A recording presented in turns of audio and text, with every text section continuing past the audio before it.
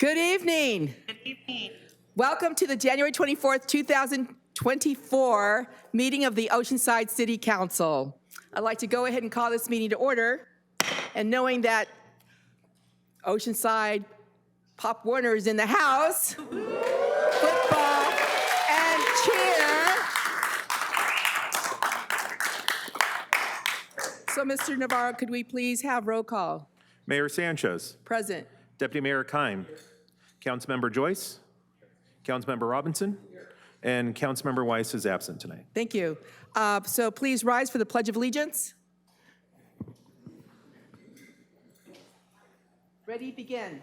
I pledge allegiance to the flag of the United States of America and to the republic for which it stands, one nation, under God, indivisible, with liberty and justice for all. Thank you. I wish, did anybody record that? That sounded wonderful.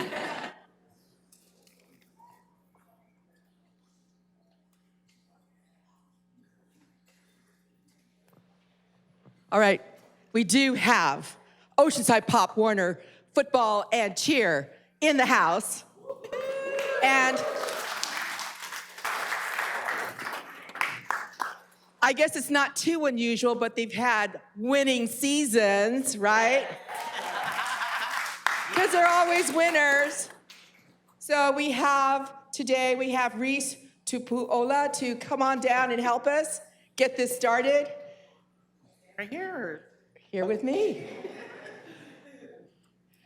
We've got, I guess we're gonna get the girls up here, right? They have a little. And they have a cheer. Yeah. Here we go. All right, lady pirates, come on.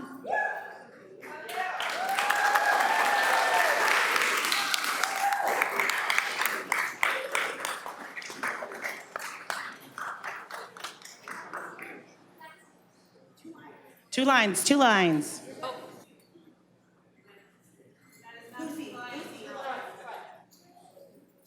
right.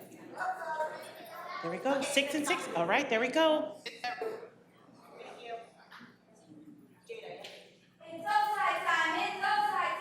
What? It's outside time. It's outside time. It's outside time. What? I don't hear you. Good job, ladies. It's on, isn't it? Yeah. Perfect. My name is Reese Tupuola, and on behalf of our President, Andrew Tapuloa, and VP of Cheer, Christina Thompson-Walker, and the Oceanside Pop Warner Football and Cheer Organization. Good evening, esteemed members of the City Council and fellow citizens. It's an honor to address you today. Our city is a place where we all call home. And it's our collective responsibility to ensure the growth and prosperity. I'd like to take a moment to recognize the incredible achievements of football and cheer organization for the 2023 year. Our cheer squad, Smack City Ladies, won West Coast Conference 3rd place and took 1st place in Grand and Sharp twice. Our JV Lady Running Pirates won West Coast Conference. Our Lady Warriors, West Coast Conference cheer and dance competition placed 3rd. And then our Fighting Pirates took top 3 in West Coast Conference. Now on to our football.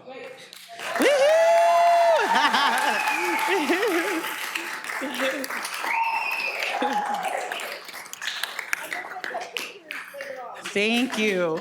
Starting with our 5 national teams that won West Coast Conference Championship. Can you guys come on, stand up and come on down? With our coaches. Yes, so as your teams announced, please stand up here. I'm calling the 9U Brawlers, which is their coach, is Coach Godsey.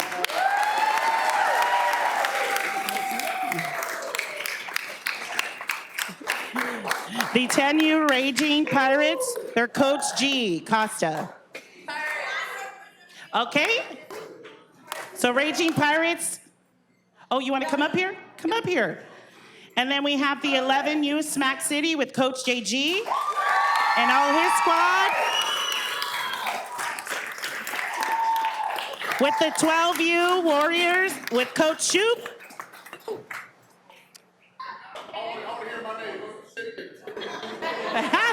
Come on. And then our 13U Running Pirates, Coach Vienna.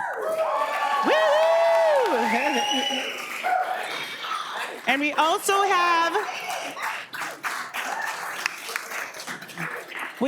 have our local track, 10U Champion Outlaws Pirates by Coach Drew Stanton. Scoot in, Pirate! Scoot in! Face this way, guys. The camera's this way. Littles, jump in the front! Take a knee, 13U. So, as they take their picture, 3 of the 5 team of our national teams made it to stamp their ticket to Florida. 9U Brawlers, 11U Smack City, and 13U Running Pirates. Their dedication.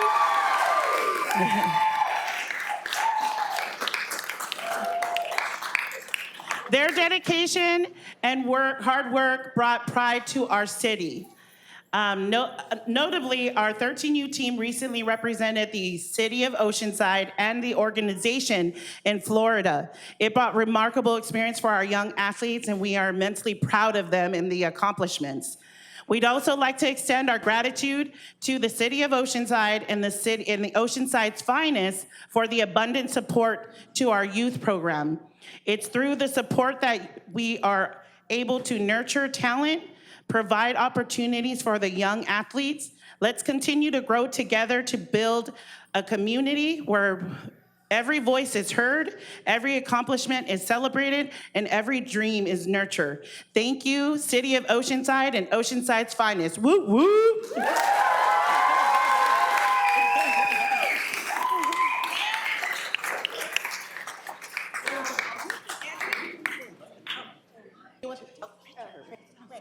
Excuse us. Yeah, I'm coming. Oh, okay, hey. Stay your face. Right here, girls, right here. On the knees. I was like, oh no, we do a lot here.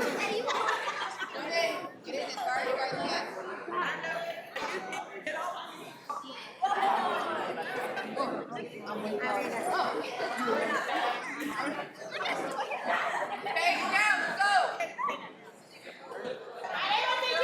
1, 2, 3.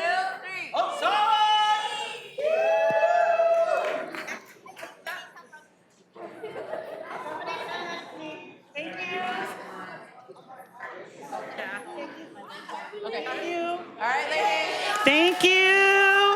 Woo!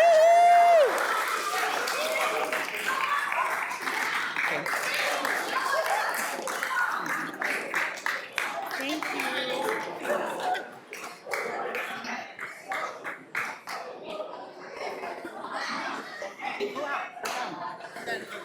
I want to. Yes, thank you. Pirates, we're done so we can head out. I want to thank.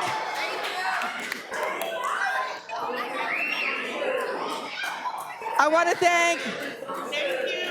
Thank you. Thank you, parents. Shout out. Hey. I'll just go over there and do it.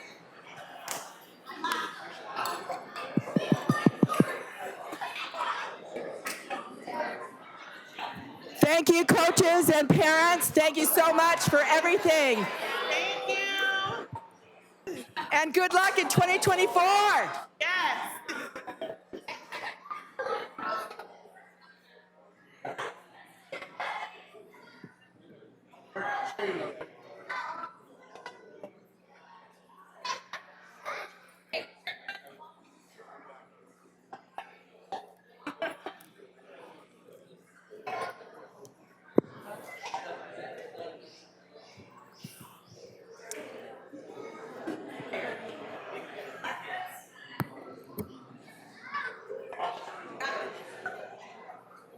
All right, thank you. So we've got Mr. Mullen, coming out to do our closed session report. Thank you. The council met in closed session to discuss item 1 on the agenda, conference of labor negotiator involving the status of negotiations with the OPOA. There's no action under the Brown Act to report. There was no meeting on item 2. Thank you. So next are the consent calendar items, items 4 through 19. 14, item number 14 was removed by staff, and that will be rescheduled for a different date. Any request from the public? Yes, we have a request to pull items 4, 7, 8, and 16. And we also had a speaker sign up for Four? all the consent. Did you say calendar. 4? 4. 7, Okay, 4, and then which one? number 7, Yes, number 8, okay, and number 16. 16. Okay, And we also had a speaker sign up to speak on all the consent calendar items. So we'll just hear that speaker will just get 5 minutes to talk on. let's give them 3. 3 minutes? Yeah. Okay, so that speaker will have 3 minutes to talk on all of them. Okay, thank you. All right, so, motion to approve the balance. I want to pull 19. Oh, I'm sorry. 19. 19. Yeah. Sorry, I can't do motion to approve the balance because somebody wants to speak on all of them yet. So, okay, let's just get started on, let's start with a person who wants to pull all of them. Give them 3 minutes. Pat Hartley? Is Pat, you signed up to speak on all the consent calendar items. Did you mean to do that, or was that a mistake? Okay, all right, so it was a mistake, so. Okay, thank you so much. I so appreciate that it was a mistake. Motion for balance? Okay, please vote. Did we get the first and the second on that? Yes, we did. Okay. Motion right, approved, first- 4-0. Thank you. So the first one that was pulled is item number 4, which is approval to waive reading of the text of all ordinances and resolutions considered at this meeting and provide that ordinances shall be introduced after a reading only of the titles. Who wants to speak on item number 4? Adam Caruth? Okay, Adam Caruth. Would that, I believe that's item 16? All right, move approval. Okay, motion and there's a motion and a second, please vote.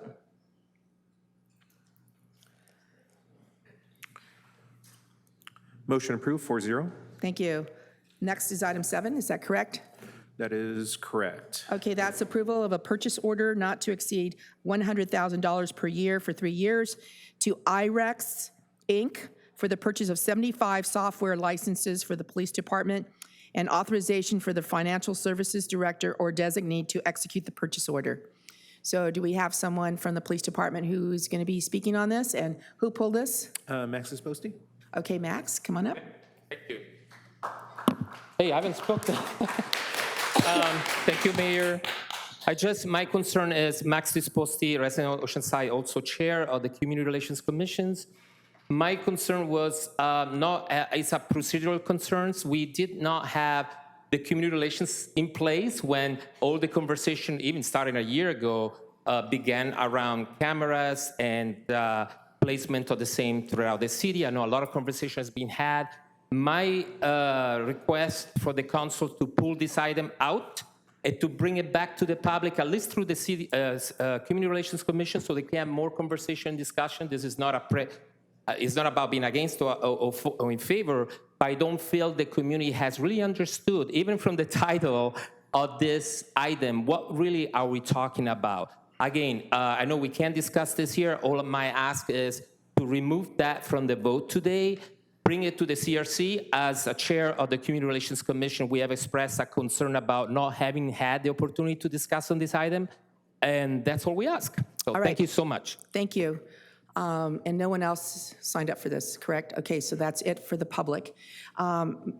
Mr. Borrego, could we have a presentation of this item to the CRC? I understand it was before the Police and Fire Commission and that it was approved at the Police and Fire Commission, so it has at least had one public hearing. That is correct. The item was actually presented to the Police and Fire Commission recently, and they did recommend that the council approve the agreement. We could present it to the CRC, certainly. I guess the question is, at what point would we do that? Right. I mean, I can tell you that staff's preference would be to take a vote on it tonight. Right. And then present it to them as an informational item, since it's already gone through a commission. But certainly we'll take the direction from council. All right. So I'd like to move that we approve it tonight and then allow the presentation to the CRC Commission. Second. Okay, there's a motion and second. Councilmember Joyce. Thank you. I was actually going to pull this item as well. It's a very powerful tool. We're talking about using artificial intelligence within our camera systems, 75 of our cameras to be upgraded with artificial intelligence that can scan and find all kinds of information. I just think it's a really broad conversation that most citizens are not even aware that we're considering doing this. And I think if we go ahead and approve it tonight, then we are not really giving our citizens consent. They're not getting to consent in this agreement that we're making. So I would have preferred to make a motion that we present it to the CRC first so that they could provide feedback before we adopt a program that otherwise we're just giving an informational presentation about something that's already done. What the CRC is really for is for having meaningful conversations, not a one-way presentation that could be done on YouTube. So I would have preferred that. I'd make the alternative motion that we present it to the CRC and then come back to this body to do the final adoption. Is there a second to that? No second. McKeon, Officer McKeon, could you come and just briefly talk about this? This is new technology, but it's the same cameras, it's the same idea that there's nothing, these are cameras that are in the public realm, that are in the public, and mostly they're in the downtown area and in parks. Is that correct? Yes, Honorable Mayor and Councilman. Yes, these cameras are part of the over 400 cameras that we have throughout the city. We are not adding any new cameras in here. We are limited on what we are looking for. There's policies, in-depth policy that we have on this. We built it. We did present it to the Police and Fire Commission officially last week, but I did sit down with them back in April and May of last year and went over it kind of one by one with them. And I did address the majority of the concerns that the Police and Fire Commission had back then, and I implemented them into the SOP, their standard operating procedures to do this. So that's where we're at right now. Okay, so this basically would take the place of several officers going through, say there's a crime that took place on one day, and this is now a week later. It would, instead of having several officers going through archival kind of video, you'd be able to get it faster? Yes. Honorable Mayor, we're sitting at 68% or 68% in our My Investigations unit right now. And if we have to look for 10 minutes of video over a couple days, or even 30 seconds of video, my officers and detectives have to sit there and look at that video the entire time in real time, which takes up more time to investigate other cases. This would dramatically reduce the amount of time it's taking for us to look for certain events, crimes, missing persons, missing children at risk. It'll greatly reduce the crime or the time for that to happen. All right, thank you. And I think the issues that are being of concern is what protects the misuse of this information, and what have you set up to ensure that this will not be misused? Who will be ensuring some kind of overall management of this?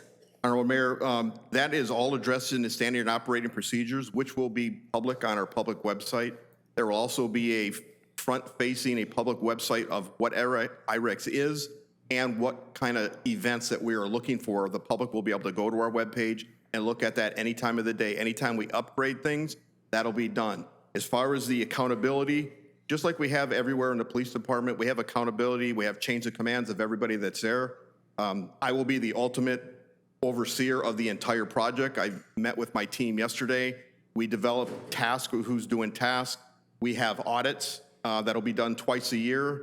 There'll be a yearly submission to the Police and Fire Commission on all our statistics on what we search for, why we search for, whatever demographics that we need. We don't have it yet, so we haven't put together that, but it'll be all the demographics of why we search for things and what we do. Everybody will not have access to this in the police department. There's a select few that will have access to it, and there will be certain levels of access that people have. Everybody won't have the full access to search whatever they want to search. Someone will just be able to view it, some will be able to search basic things, and other people will be able to enter this stuff in there. And that is all auditable, and we have policies about obeying laws and rules in the police department, just like for any other software, hardware, or policy that we have. You have to obey the rules. And you'll be able to tell from the use of it exactly who had access to it and whether or not they were authorized. Everybody will go through training prior to getting access to it on constitutional laws, state laws, our policies. Every keystroke in IREX is monitored. So nobody can get in under somebody else's password unless they obviously give it. But we will be able to tell every single keystroke that they make in our audit. And if we feel that there's been some misuse, then we will conduct our own internal investigation, which also is open to our Police and Fire Commission on the review boards and on some of the investigations that we do. But this is probably the most transparent policy that we've ever written and done. We are putting it out there. We want people to know. We want people to know that the police department is trying to make the community safer, while also protecting their constitutional rights and not violating their rights in any way, shape, or form. Thank you, and I think that the CRC will probably be interested in hearing from you, and also, may take more than just one meeting. So I hope that they'll be able to review it and be assured that it's not going to be misused in any way, shape, or form. Yes, and I did, Honorable Mayor, I did speak to Chief Sadler about this.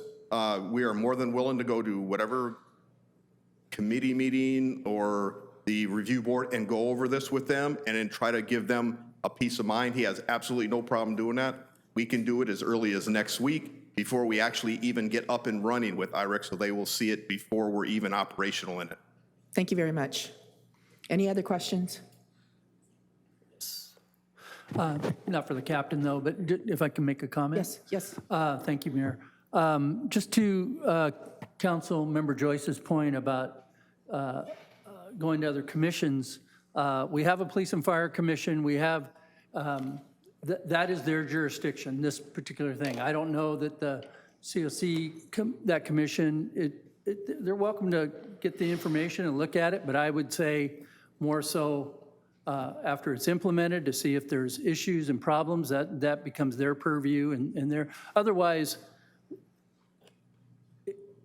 how do we decide which commissions get to hear everything that might be a little bit controversial? And that's what the Police and Fire Commission's for. And they did hear it. They got a very lengthy in-service on it. Assistant Chief Valdovinos, did you want to say something? You're standing there and...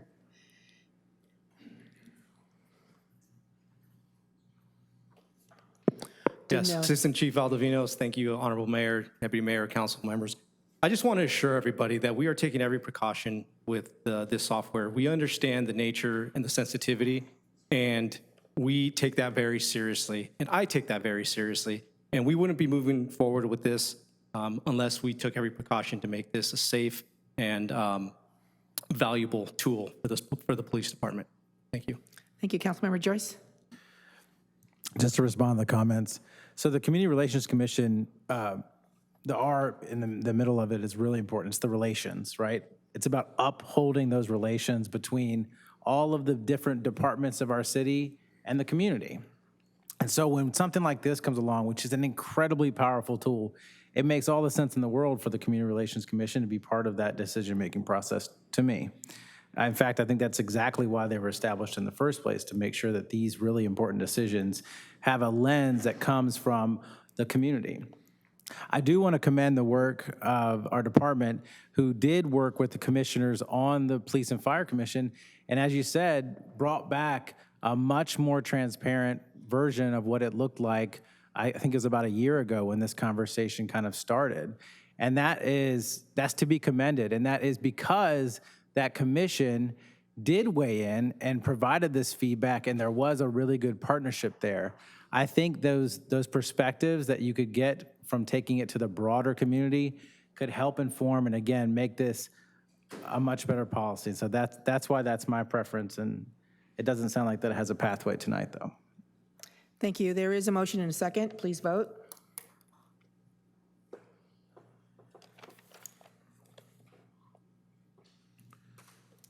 Motion approved, 3-1. Joyce, no. Thank you. Item number 8 is approval of a purchase order to Axon Enterprise, Inc. in an amount not to exceed $859,723 for the purchase of upgraded replacement tasers utilizing Sourcewell CEW contract, and authorization for the financial services director or designee to execute the purchase order. And this was pulled by Ryan Jones? Ryan Jones.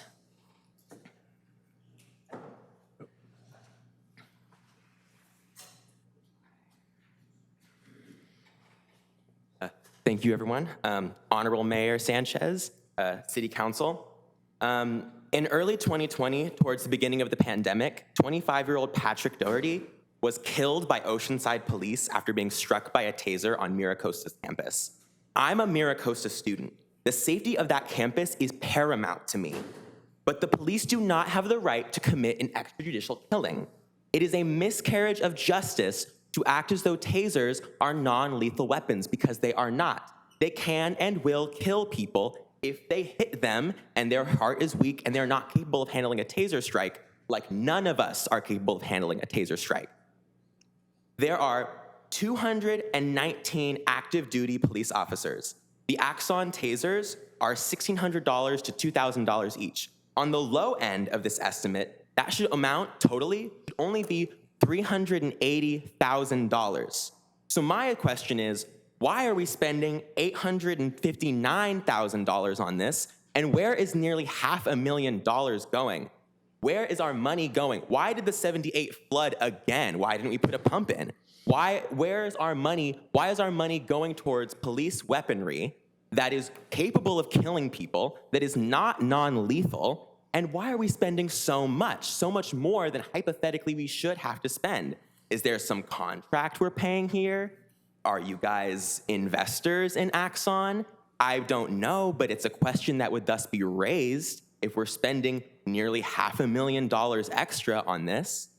And it is atrocious. It is awful. There are more non-lethal methods of taking people down. Earlier, Patrick Doherty, prior to being killed, was subdued with non-taser methods, therefore proving it is possible.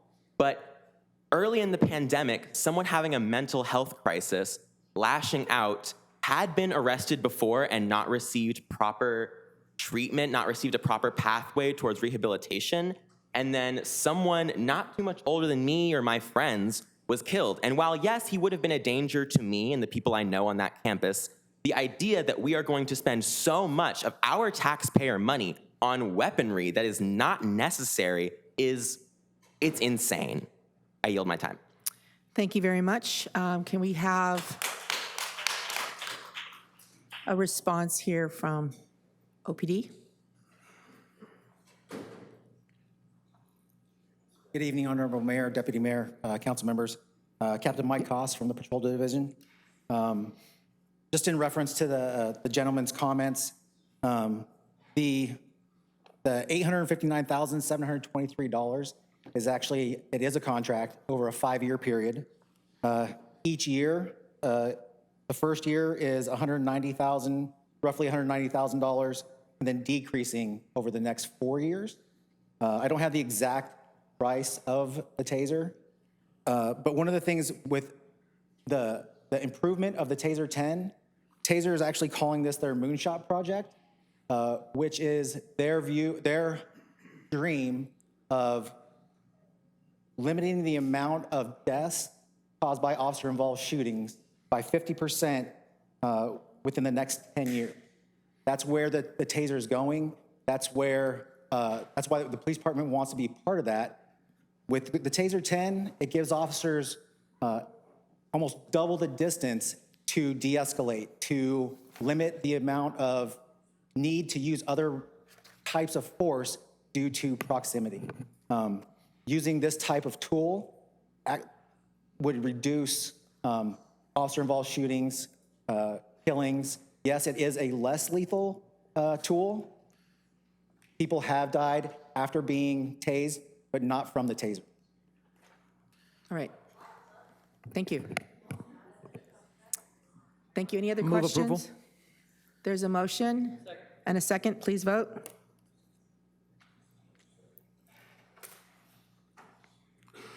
Motion approved, 4-0. Thank you. Item number 16 is adoption of a resolution for the establishment of no parking from 7 p.m. to 5 a.m. every day on all streets within the Oceanside Industrial Park. And who pulled this? Members of the public? We have 5 speakers on this. 5 item. speakers, okay. Can we start? Our first speaker is Thomas Bryant, to be followed by William Gonzalez, to be followed by Adam Caruth. And we do have 2 podiums, so as you see your name, please come on down to the next available podium. Hello, distinguished council members and honorable mayor. I'm a business owner in the Oceanside Industrial Park, and I'm well aware of all the challenges that we've had over the last few years, especially when it comes to transient or homeless population. A lot of that has moved in the city to that area, and I and other business owners have certainly felt the squeeze from that and have to deal with problems with that. That being said, all of the different problems that I've had to deal with that population would really not compare to how this would affect my business. Unilaterally shutting down parking from 7 p.m. to 6 a.m. adversely affects it, and it's really kind of a big move. I don't really see all the enforcement from some of the tools that we already have when it comes to oversized vehicles, which is really the majority of the problem. And I maybe would suggest that we do something like no loitering, which would contact people that are staying in cars during those hours, or at least move the hours shorter in the middle of the night. But 7 p.m. to 6 a.m. is a huge, huge part of my business day and would adversely affect it immensely. And I can't understate that. That is something that could put me out of business. Can I ask you if 2 to 5, is that what it is for? 2 a.m.? Can I ask staff, is it 2 to 5 a.m., the one for no Oversized. RVs? Yeah, I believe it is. But there are No, RVs. let me just, I'm sorry. Is that what it is, Ms. Borrego? Oh, the oversized vehicle is 2 a.m. to 6 a.m. 2 a.m. Okay. to 6 a.m. Thank you very much. Just a quick question, Yeah. would that be better? Well, I think that's already for the whole city, and that's something that's not really being That's enforced the down there. RVs, not the cars. This is for Right, cars. for the RVs, yes. And 2 to 5s for cars would be much better. Okay. And I know that everything affects different businesses differently, but 7 to 6 a.m. is a huge block of time for businesses not to be able to have customers coming in. And so I'm just imploring that you think about how that will affect your businesses in the city, people that pay for business licenses and taxes, because it's going to put me out of business. And that's Thank you. not I'm sorry. something that might, What is the business that you have in I there? have Oceanside Brewing Company. Okay. And we're a positive thing in this community. We've never had a problem down there. Yes. We do, charities for groups in here. We just did one for the Rancho Coastal Humane Society. We're a good business, and to shut us down like that would be really hard on us to deal. Thank you very much. William Gonzalez, I'm sorry. Next after that is Adam Caruth. Yes, good evening. My name's William Gonzalez. I've been a resident of Oceanside since 1970. I graduated 1979 at Oceanside High School. I have a small, successful automotive business for almost 40 years in the industrial park. The oversized parking regulation impacted my business because I'm not allowed to put a standard pickup truck with my 12-foot trailer that I use in my business daily in front of my business. It created a burden. I understand the idea of trying to deal with the homeless and the population that we have down there. I have witnessed crime. I've had cars stolen and broken into and such. It did help, but those guys are smart. You know, they know the rotation. They know to move 72 hours. There's good people out there, and there's a lot of bad people out there. This parking from 7 to 5 would definitely impact my business also. I utilize 5 street parking as well as off the street parking for my. In theory, I know you guys think it's a good idea. I don't think it's going to work. It's just another one of those programs where you're going to impact and hurt the business owners more than you're going to impact and do anything to the transients that are around there. So I'm completely opposed to it. The other side of the coin would be if you do enact this, if you can issue possibly to the business owners parking permits like you guys do on Pacific Street for homeowners that allows them, you know, something we can hang on our mirrors, whatever. But the whole idea, I mean, I'm opposed. It would impact my business as well as everybody I'm on VL Centro, 229 VL Centro, but it would impact all of us. We utilize street parking, this part. And for, like I said, almost 40 years as a business owner to get impacted one more time, you know, you're hurting us more than you're ever going to impact those folks. The other businesses that are next to you, they also have concerns about this? Yes, one of my neighbors is here also. He has a business where they use trucks they have to park in front on the street, you know. Thank you very much, sir. All right. Thank you. Adam, Caruth, followed by Tuyen Nguyen. Hi. Wait, Adam first, and then you. Oh, sorry. My apologies. I Good didn't evening. read Sorry. that. I'm just going to echo the same concerns about the parking restriction. 7 p.m.'s way too early. You're a business owner as well, sir? Yes, yeah, we bought a building in 2019 on Roymar Road. It's 3229 Roymar Road. We operate a commercial kitchen in that building and a winery and a brewery. So it's a multi-tenant building. And we don't have restrictions on when people can come and cook and prepare their food, maybe for the farmer's market. We just don't restrict that. Right.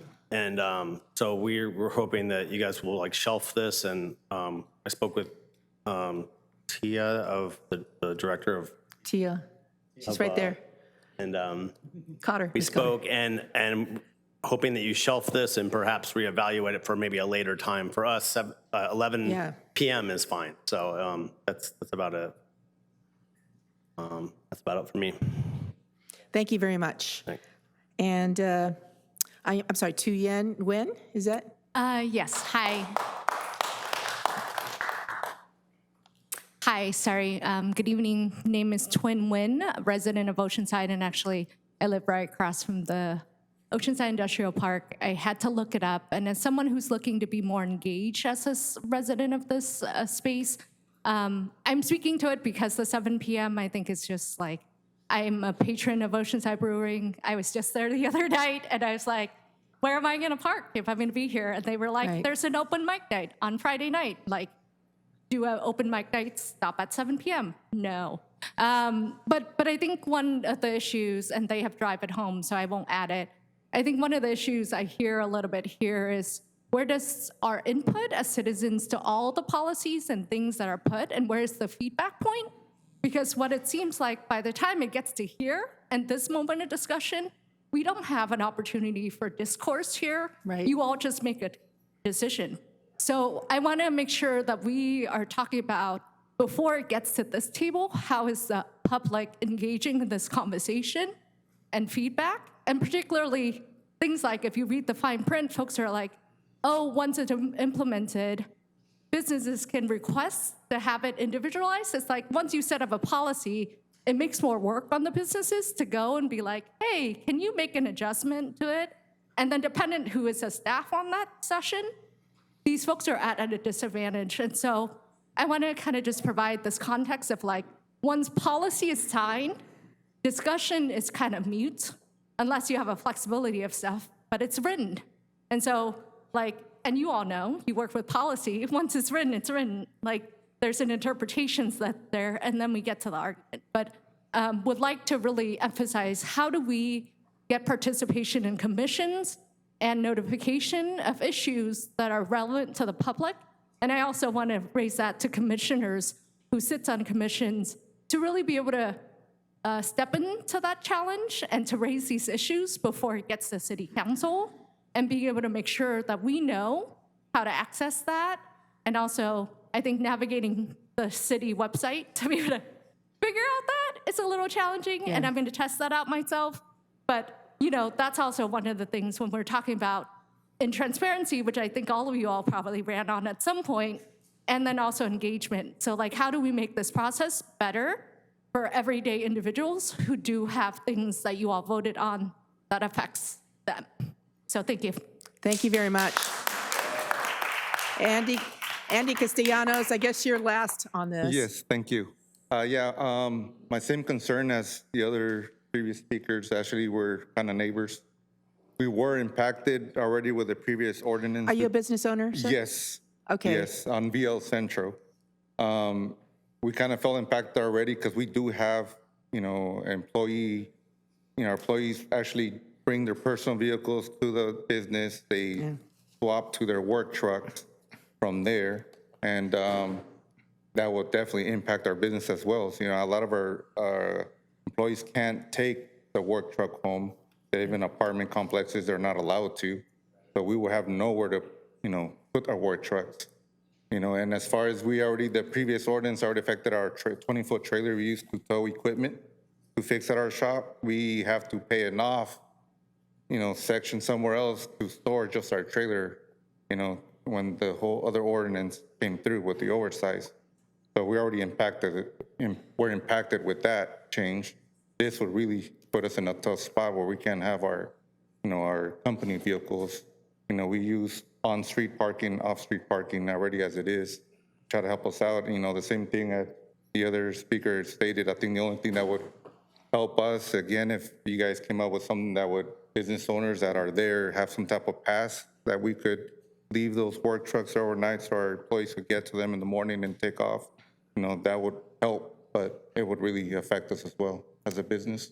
Yeah. Thank you, Mr. Castellanos. Appreciate it. So this is, I'm sorry, sir, you had to have signed up. My apologies. I lived in an RV at one point when I was in 7th grade. Thank you, sir. Thank you. Sorry. This law should not pass. Thank you very much.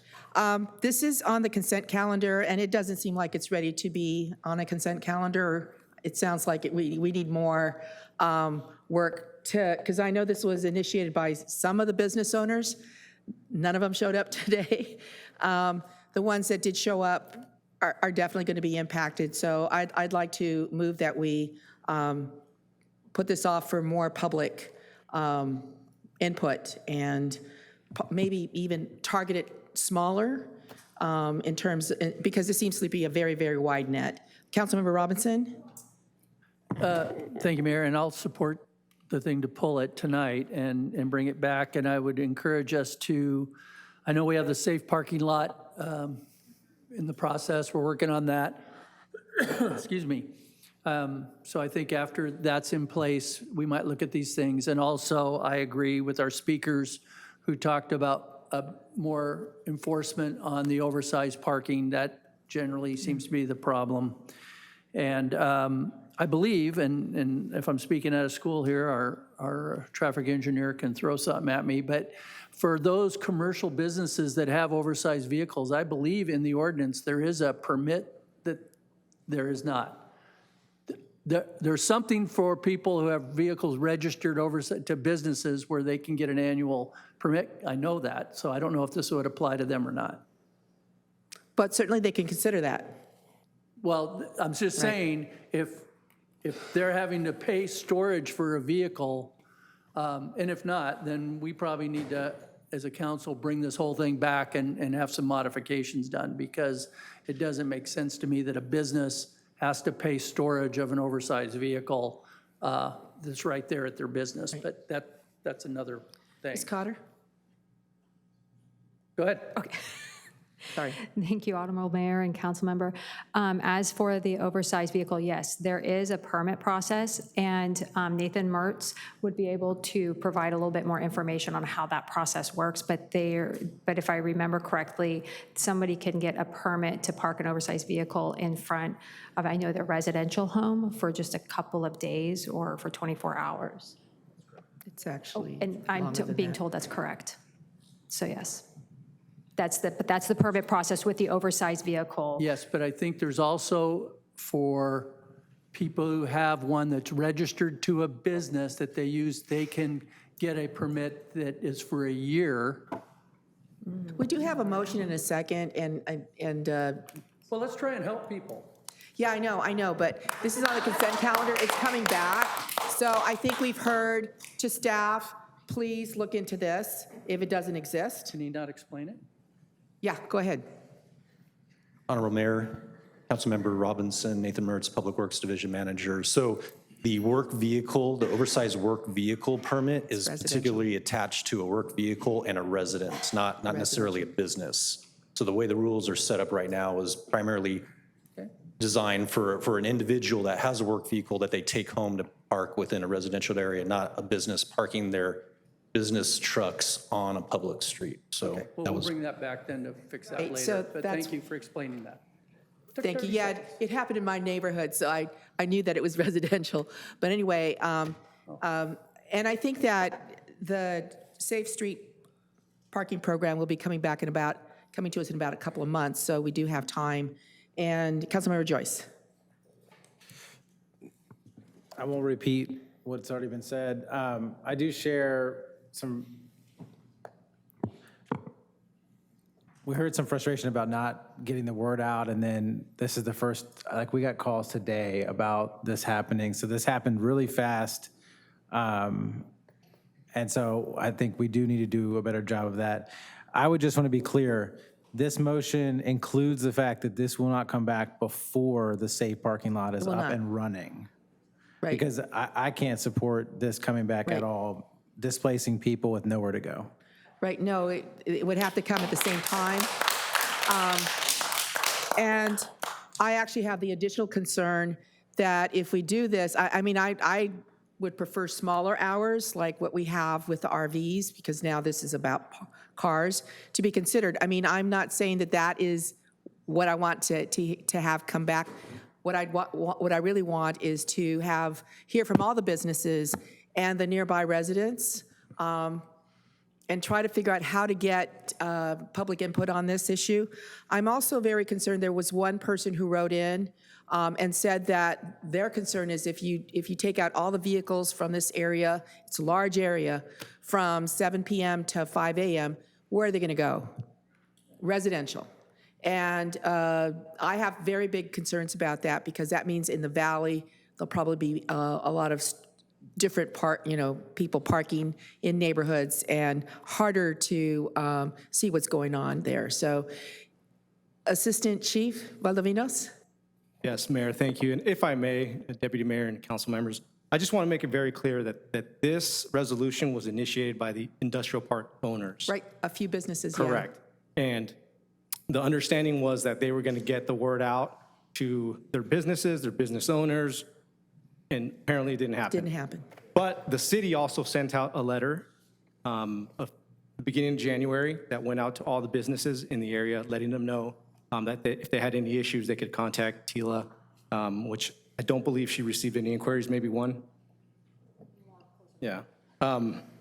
So I would agree that holding this until the safe parking is in place, I think is a fantastic idea. The other issue we have with the hours is that parking enforcement is off at 9 o'clock. So nobody would really essentially be enforcing that after 9 o'clock. That's why the 7 p.m. rule was put in place. In addition, a few folks made reference to RVs still being in the area and people not doing anything about it. Well, in July of 2023, California Court of Appeals, they held that legally parked cars or RVs with unpaid parking tickets cannot be towed. So we cannot remove any of those vehicles anymore because it's not illegal. They're legally parked there. So we just continue to give them tickets after ticket. Unless their plates are expired or whatever, right? 6 months, correct. Okay. All right, well, we do have a motion and a second. Councilmember Joyce? Okay, please vote.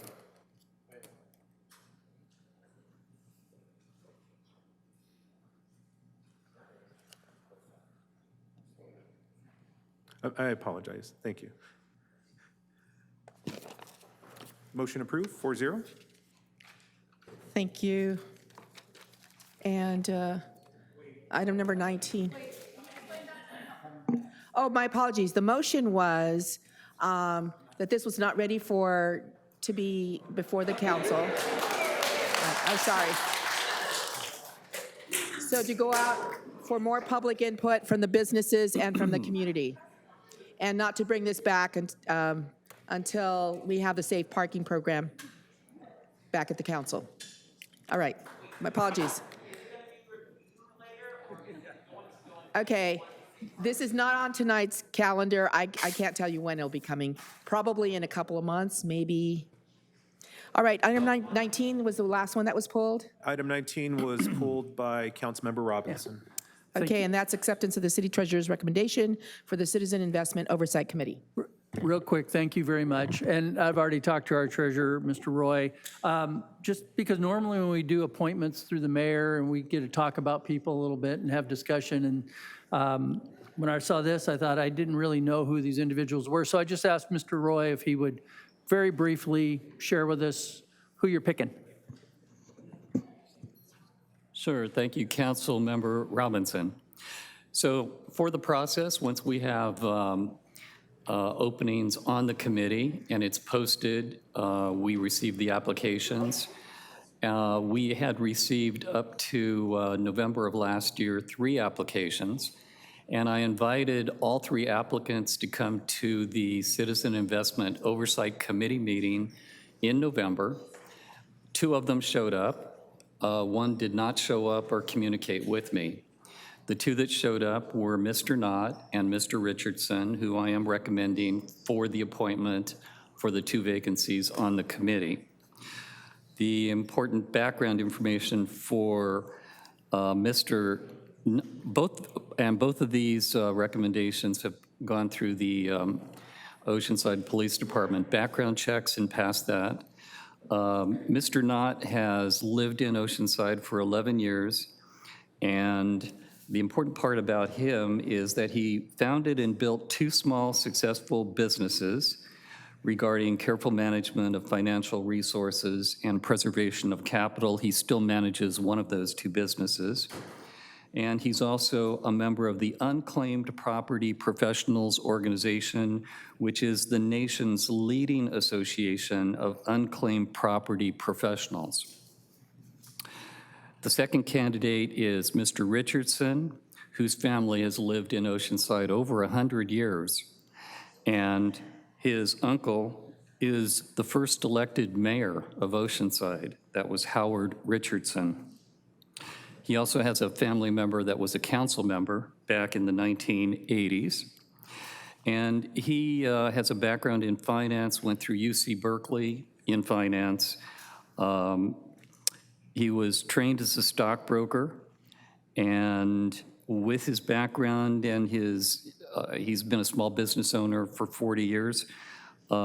He has very good credentials in serving on the committee. So both of these members that I'm recommending, public members, should be appointed to the Citizen Investment Oversight Committee. Thank you, sir. And with that, I'll recommend the recommendation. Move approval. I'll move the recommendation. I'll second it. Yeah. Let's vote.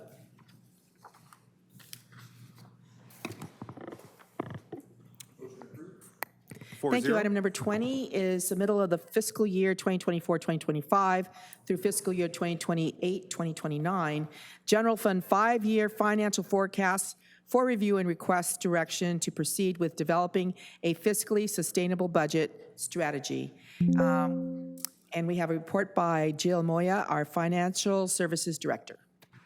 Ms. Moya?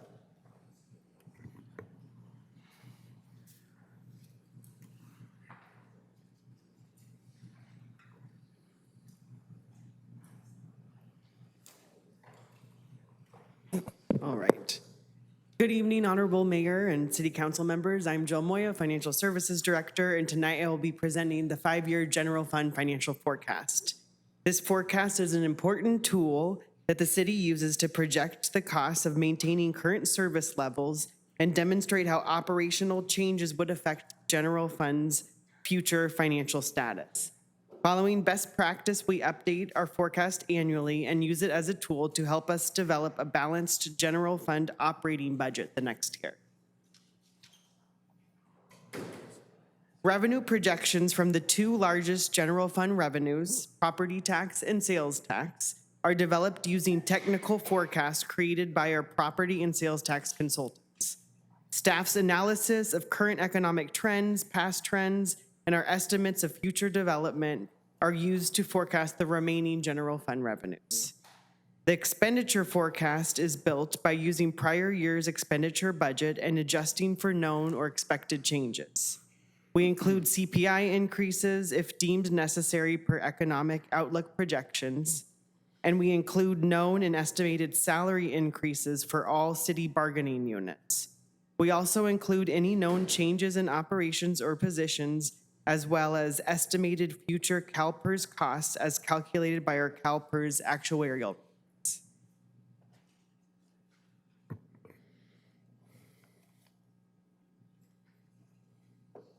For the first year of the forecast, we are projecting 5.9% growth in revenue compared to the current year's budgeted revenue.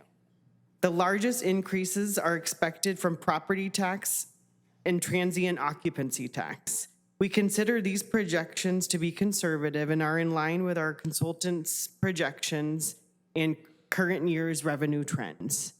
For our expenditure forecast, given the current economic environment with higher inflation rates than we have seen in many years, our forecast includes a 3.5% increase in maintenance and operational costs for the first year and 2% increases in the following years. Our forecasted expenditures also include all known and negotiated personnel costs and placeholders for increases in the future years. CalPERS costs are estimated to increase by $12.9 million over the next 5 years.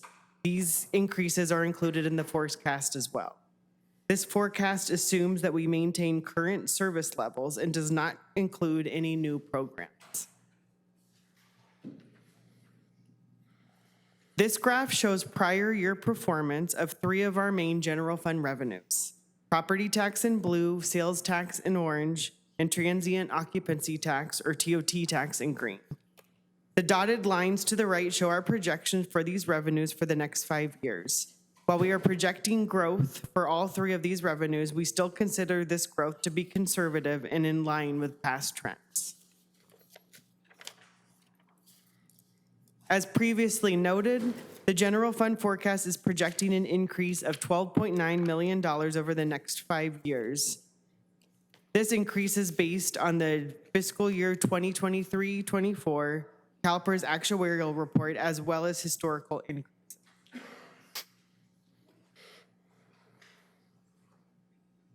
As our workforce moves towards a higher percentage of PEPRA employees, we expect to see our pension liability decrease. PEPRA members are public employees who entered the pension system after January 2013, and they receive a less generous pension benefit compared to the Classic members. The number of Classic versus PEPRA members can significantly impact our pension liability. This graph shows the Classic versus PEPRA mix of all active CalPERS members, including retirees, and how the mix has changed over the last 7 years. Currently, 54% of all plan members are PEPRA.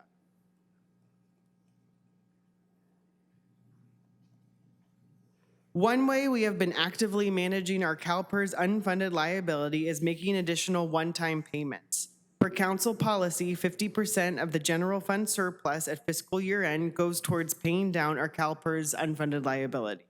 Additionally, the savings from prepaying our annual required contribution to CalPERS goes to paying down our unfunded liability, as well as 1/3 of our interest earnings.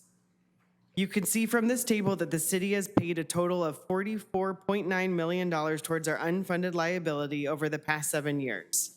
We expect these additional payments, along with the workforce changing to more PEPRA employees, to result in a decrease over time of our unfunded liability.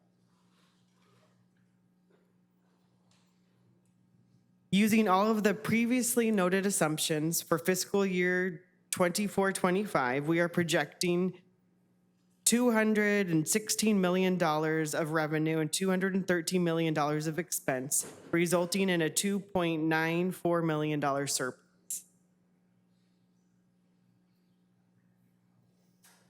Staff is currently working on the fiscal year 24-25 budget using next year's forecasted expenditures as our baseline. I'm sorry, using this year's forecasted expenditures as our baseline. We will be holding the budget workshop April 17th for council's review and input of our preliminary budget. The net surplus of $2.9 million will allow for some one-time items and some minor new ongoing. While the forecast allows you to see the general fund projections over the next 5 years, it is also helpful to remember that through responsible stewardship and planning and future planning, the city has built up the reserve balances shown in this graph. The first bar shows the city's healthy city reserves and economic stabilization reserves of $33.9 million. These funds are reserved for the general fund and are available only as a temporary revenue source in the event of fiscal hardship. The second bar shows the pension reserves of $21.1 million. The third bar shows the infrastructure reserves of $38 million. These funds have been set aside in the general fund for future capital projects and deferred maintenance needs, such as the San Luis Rey River project and pier maintenance. The fourth bar shows reserves of $2.4 million that have been set aside for employee costs, such as workers' compensation costs and retirement payouts. The total of these general fund reserves is $98.4 million, or 46% of the general fund operating budget. That concludes this presentation. Staff recommends that City Council accept the fiscal year 2025 to 2029 General Fund 5-year forecast. I am available for any questions you may. Thank you very much. Do we have any requests to speak from the public? We have one request from Jimmy Knott. Okay, thank you. Mr. Knott?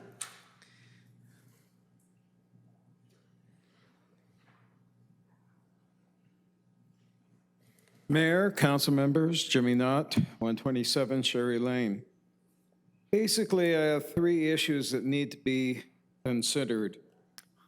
One is any senior who is on Social Security knows that the cost of living adjustments are not keeping up. We are falling behind with the increases that's being mandated onto us. And that's including a city tax. A city tax that's increasing on the water, sewer, trash, other rates that the city is charging. We need the public assistance. If you can't give us one way, help us another. Consider something. Help us. There are citizens out there that are making important decisions day by day. Those are basically based upon your decisions. Now, the second thing is that considering with the housing situation, many other communities are looking at vacancy taxes. Any residence that is unoccupied for 3 years or longer should be charged a vacancy tax. And that encourages the homeowner to rehabilitate and rent out the property to make sure that everyone is housed. The third thing is that we should start considering for our public employees what other school districts and other municipalities are doing, and that is using the city's land and some possible vacancy of land, putting ADUs or other type of housing onto it for our public employees so that they can afford to live in the city of Oceanside.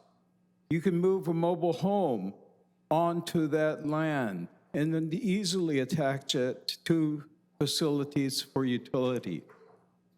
Please look at some things creatively and try to do some, things that would look forward instead of just being so stagnant. Thank you. Thank you very much.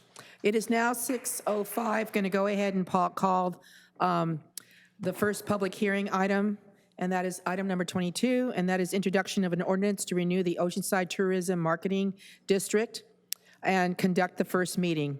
I'd like to go ahead and open this public hearing and request disclosures from council members regarding constituent contacts and correspondence. Sorry, staff. Staff and Visit Oceanside. Mrs. Gall and staff. Visit Oceanside staff.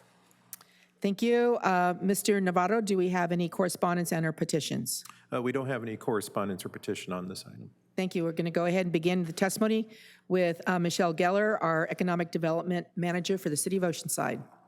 Ms. Geller? Good evening, Mayor and Council Member. Michelle Geller, Economic Development Manager for the City of Oceanside, here to present on the renewal of the Oceanside Tourism Marketing District. The recommendation before you is to introduce an ordinance to renew the Oceanside Tourism Marketing District, or OTMD, and conduct the first reading. For some background, in March 2010, the OTMD was initially established for a 5-year term. In April 2015, the OTMD was renewed for a 10-year term. In June 2019, the OTMD was modified to increase the hotel-motel assessment from 1.5% to 2.5% of the gross room rental revenue. And last month, City Council approved a resolution of intent to renew the OTMD for a period of 9 years and 3 months, beginning April 1st of next year, so taking it up through the city's 2033-2034 fiscal year. And there are no changes proposed to the assessment rates with this renewal.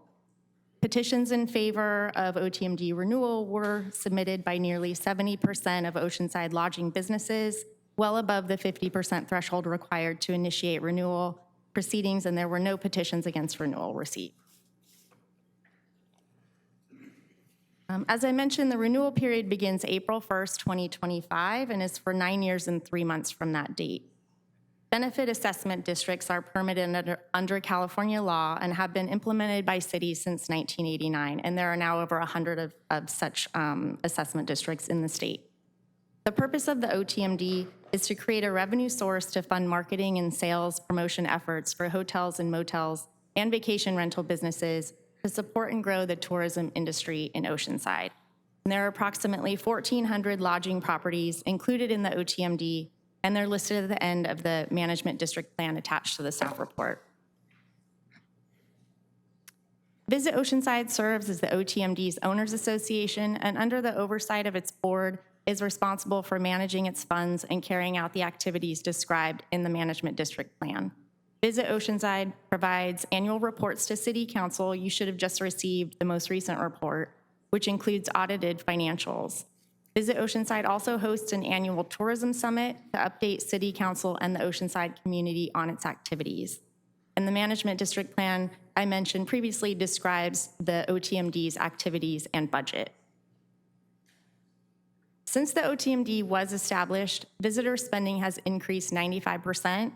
Sales tax revenue from direct visitor spending has increased 200%. Tourism jobs have increased by 15%, and tourism-related earnings by 108%. And additional performance metrics are listed in the management district plan.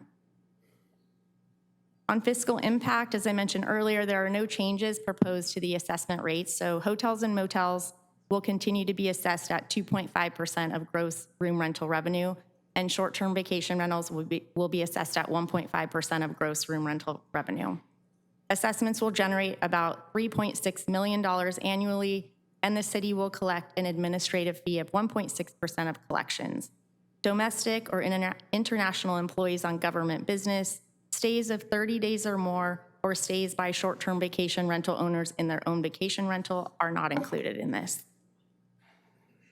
Again, the recommendation is that City Council introduce an ordinance to renew the OTMD and conduct the first reading. And that concludes my presentation. I'm happy to answer questions, and Leslie Gall, President and CEO of Visit Oceanside, is also here to answer questions. Thank you, Ms. Gall. Would you like to stand up so we can see you? There you are. Okay. Thank you. Do we have any requests to speak from the public? Yes, we have 2 registered requests to speak. Thank you. Our first speaker is Moon, to be followed by Jennifer Barber. Thank you. And this is a public hearing, so if those 2 people can come forward and be at the podiums, each one can speak up to 3 minutes. But after they speak, if you wish to address this issue, you do not have to have signed up for this. You can, after there's these 2 first finish speaking, you can approach the podium, state your name, and then speak on this item for up to 3 minutes. So let's go ahead and get started with Moon.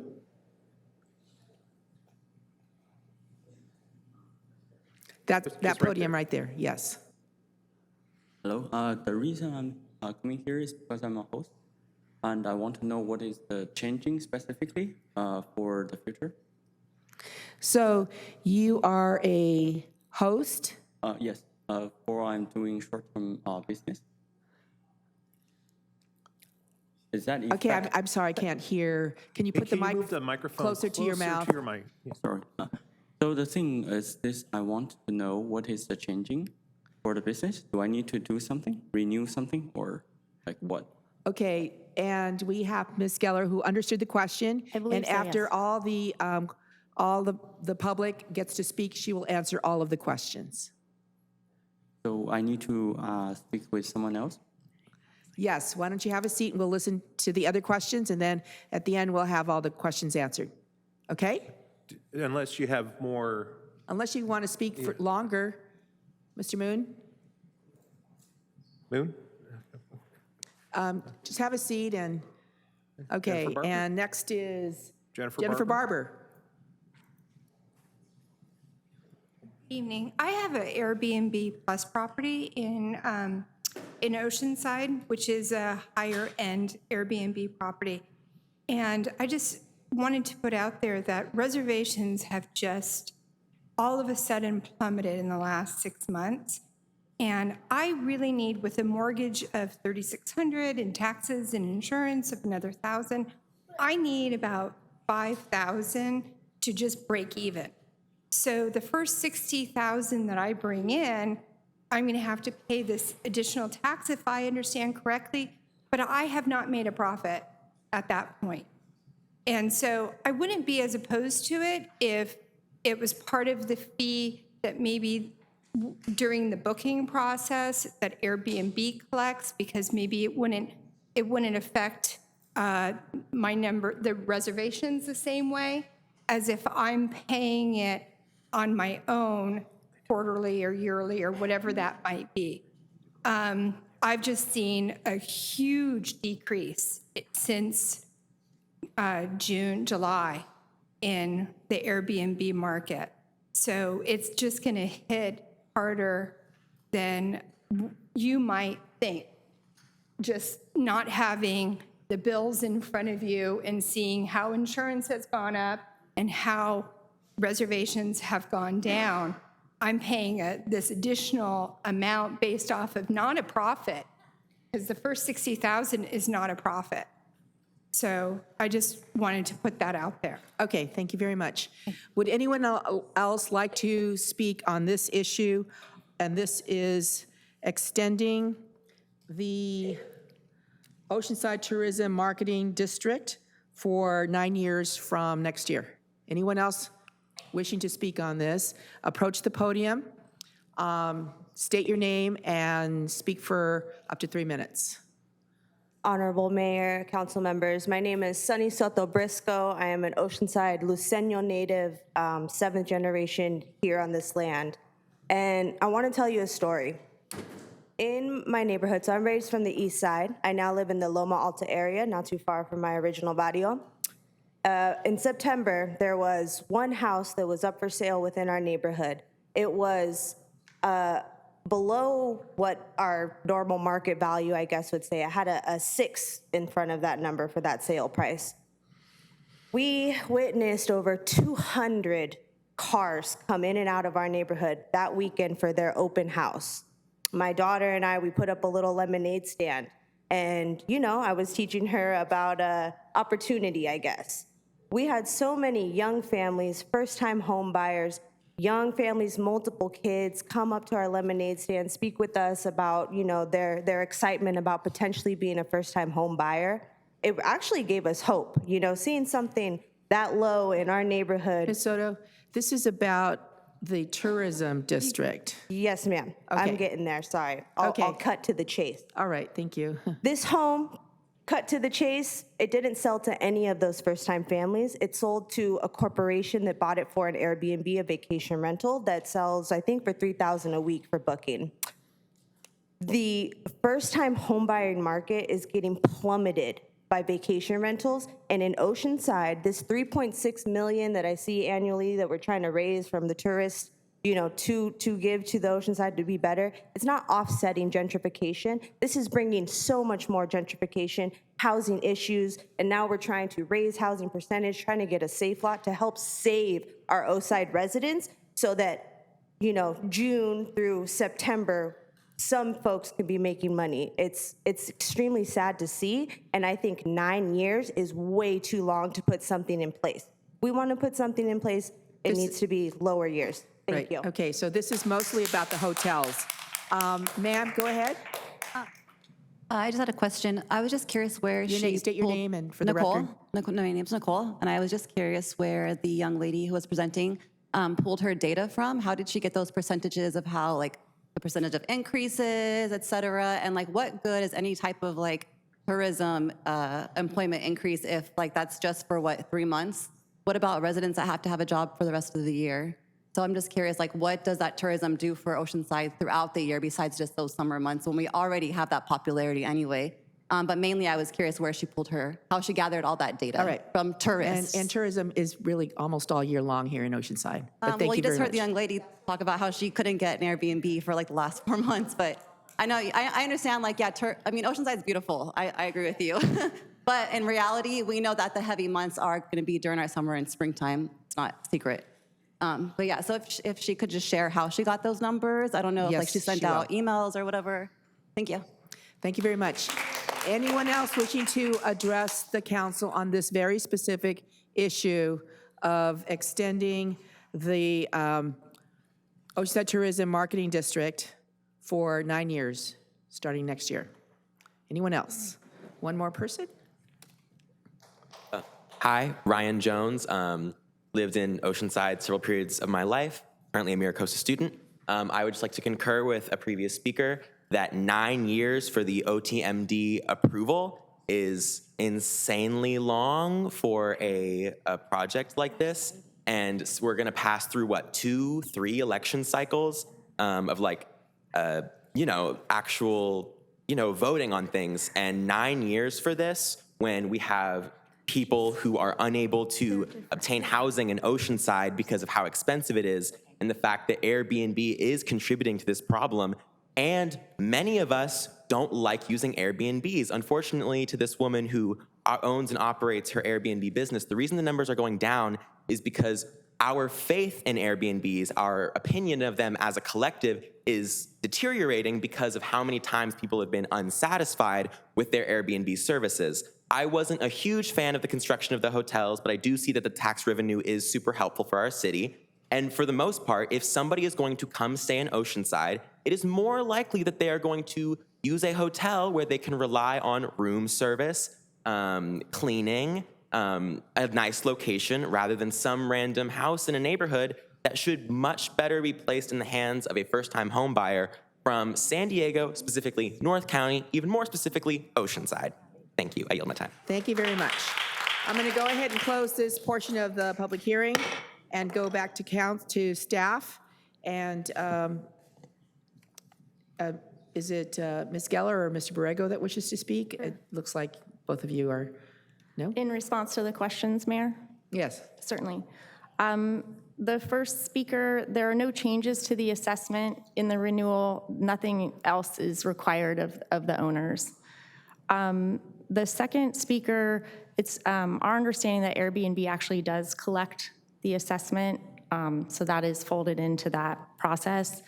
As far as where the data are pulled from, there are two sources, and they are cited in the management district plan. They are Dean Runyon, which is, and If Leslie would like to speak to kind of the validity of Dean Runyon and also Smith David Research, these are third-party research firms that provide this data. All right, Ms. Leslie Gall, the Executive Director of Visit Oceanside. Ms. Gall? So yes, Michelle is correct that we do a Dean Runyon study. We have every year for probably the last at least 8 or 9 years on that. It is a recognized third-party organization who does these visitor impact studies across the country. It's the same organization that does Visit California's visitor spend as well as San Diego's visitor spend. It helps us to compare apples to apples on those numbers and what Oceanside share is. All right, thank you. So back to council, Councilmember Robinson. Thank you. First thing I need to do is correct my disclosure. I also had a meeting with Visit Oceanside and Ms. Gall, so I wanted to get that on the record. And I'm just going to move staff recommendation. Okay, Councilmember Joyce. I just wanted to clear up a couple of things I think they got mixed up in the conversation. This is a tax assessment on like when you book a hotel or a hotel room, or if you book an Airbnb, this is the tax that goes on top of that booking. This isn't a tax on all of Oceanside. This is just a tax on that. And that goes to fund Visit Oceanside's activities, which increase more tourism. And the other thing was, I am proud of my colleagues because at our last meeting, we passed a policy that prevents that future situation in our neighborhoods from happening. We no longer have unhosted, we cannot have new unhosted short-term rentals in our neighborhoods. So it is to prevent that same situation where we have families coming to buy a home and they're getting outbid by people who are trying to sell it as a short-term rental. So we are taking action on that because that is a real concern that this council took up last meeting. So I just want to make sure people know that we are aware of that and are working on it actively. Thank you, and it was part of our housing workshop where we brought up the notion that, you know, our housing stock is disappearing. We have 1% or less vacancy rate. It is not a healthy thing. We need to ensure that we have housing for our workforce. So this, what we're talking about today, has more to do with those that are existing and that are you know, not banned by what we just passed, and to basically pay for the marketing of Oceanside so that we can get revenue to pay for parks and programs through Parks and Rec and other things that are actually for our community here in Oceanside. So we do have a motion and we have a second, right? We did have a second, yes. So, Mr. Mullen, please title the ordinance. Thank you, Mayor. Just so I can explain on the record, we're doing an ordinance unlike the prior approval of this and the extension because of the Taxpayer Protection Act that's on the ballot this November. In the event that it passes, there's a provision that suggests that exempt charges like this should be adopted by ordinance, so that'll protect us in the event that it passes. So with that, this is the introduction of an ordinance of the City Council of the City of Oceanside adopting Chapter 24A of the Oceanside City Code, renewing the Oceanside Tourism Marketing District. Thank you. Please vote.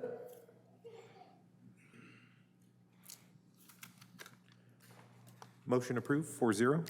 Thank you. The next public hearing item is item number 23, and that is for the City Council, number 1, to hold a public hearing regarding the proposed energy conservation measures and energy services contract with NG Services US, Inc., hereinafter called NG.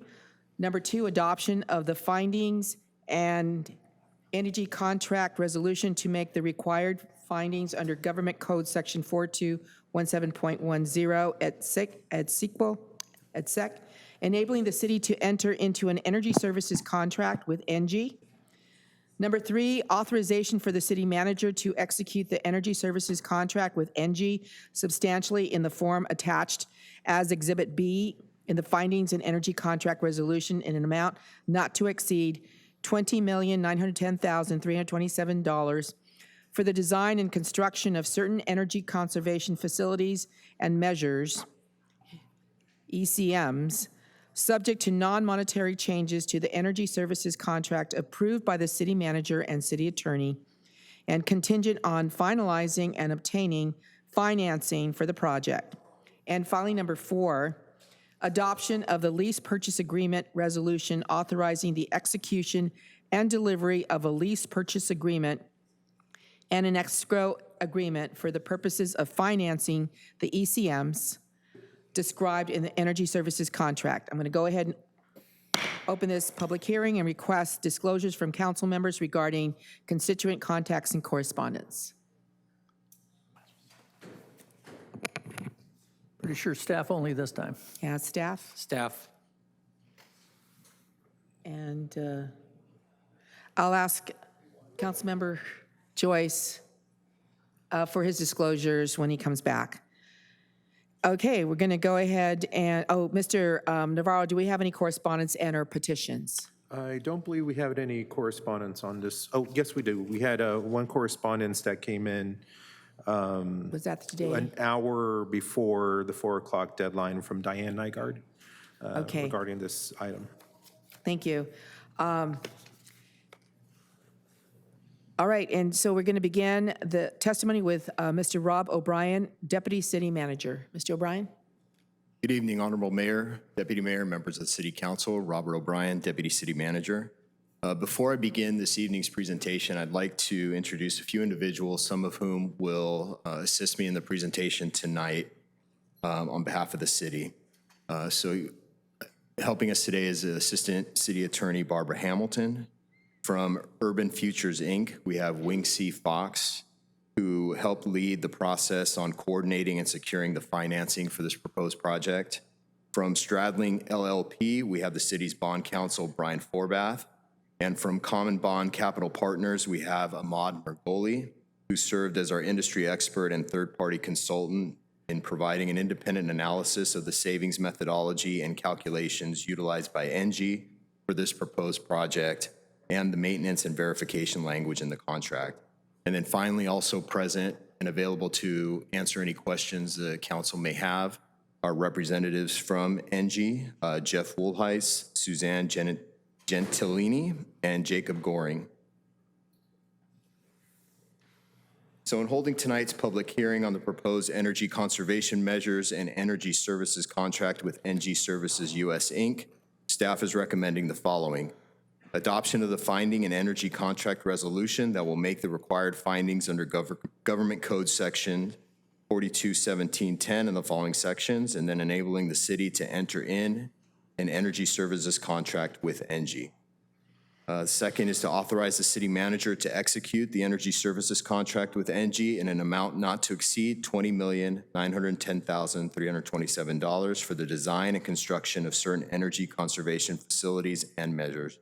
And finally, adopt the lease purchase agreement resolution authorizing the execution and delivery of a lease purchase agreement and an escrow agreement for the purposes of financing the energy conservation and facilities measures described in the energy services. So on April 6th of 2022, the council at that time approved a contract with ENGIE Services US Inc. to perform an integrated assessment and investment grade audit of city-owned facilities to identify potential energy savings. Inclusive of this study was an engineering and financial analysis for recommended improvements. The goal of the ENGIE program is that all the project costs are offset by future energy cost savings. During the assessment period, city staff worked closely with ENGIE on their facility and infrastructure site assessments, preliminary program development for community engagement, economic development, and public relations communication planning. Throughout this working period, staff completed multiple reviews and revisions to the project scopes, and as mentioned, retained a third-party consultant to validate ENGIE's valuation and savings assessment, which resulted in further refinements which are reflected within the project's proposed energy conservation measures. As we discuss the proposed project in greater depth, it is important to note that city facilities that were excluded from the project were determined by ENGIE to not have the infrastructure needs and/or capacity to provide sufficient energy savings to offset costs. The addition of solar photovoltaics, more commonly referred to as solar panels, would generate clean on-site power via solar shade structures and/or rooftop canopies. Many of you may recall or may be unaware that back in 2015 and 2016, the city entered into a power purchase agreement, which is effectively a lease agreement with PFMG Solar LLC. This resulted in the installation of solar panels at a variety of city facilities. As such, the opportunities for additional solar were limited. I would also like to point out that unlike the power purchase agreement the city entered back in 15 and 16, the city would own all the equipment proposed in this project once payment has been completed. The Civic Center, as illustrated in the slide, is one example within the project scope that would benefit from the addition of solar panels. It's also important to note that the Civic Center is overdue for a roof replacement, which would be covered in the areas where you see solar in the slide depiction. And so that need would be addressed with the solar installation. Other areas that were identified for solar opportunities are the El Corazon Senior Center, and I apologize, I know for the public the slides are a little bit difficult to see, but there are opportunities for additional solar shade structures at the El Corazon Senior Center / Wagner Aquatic Center. Another identified location is at the harbor. At the end, for those familiar with the harbor location, the parking lot where the old Jolly Roger is located is a prime opportunity for that as well. There is also an opportunity over at the Weiss facility for water utilities, the water filtration plant. And then finally, the Navigation Center, which is city-owned property. It's currently used by the San Diego Rescue Mission for the homeless shelter. But we do pay the utilities at that facility, so that's another opportunity for some solar shade.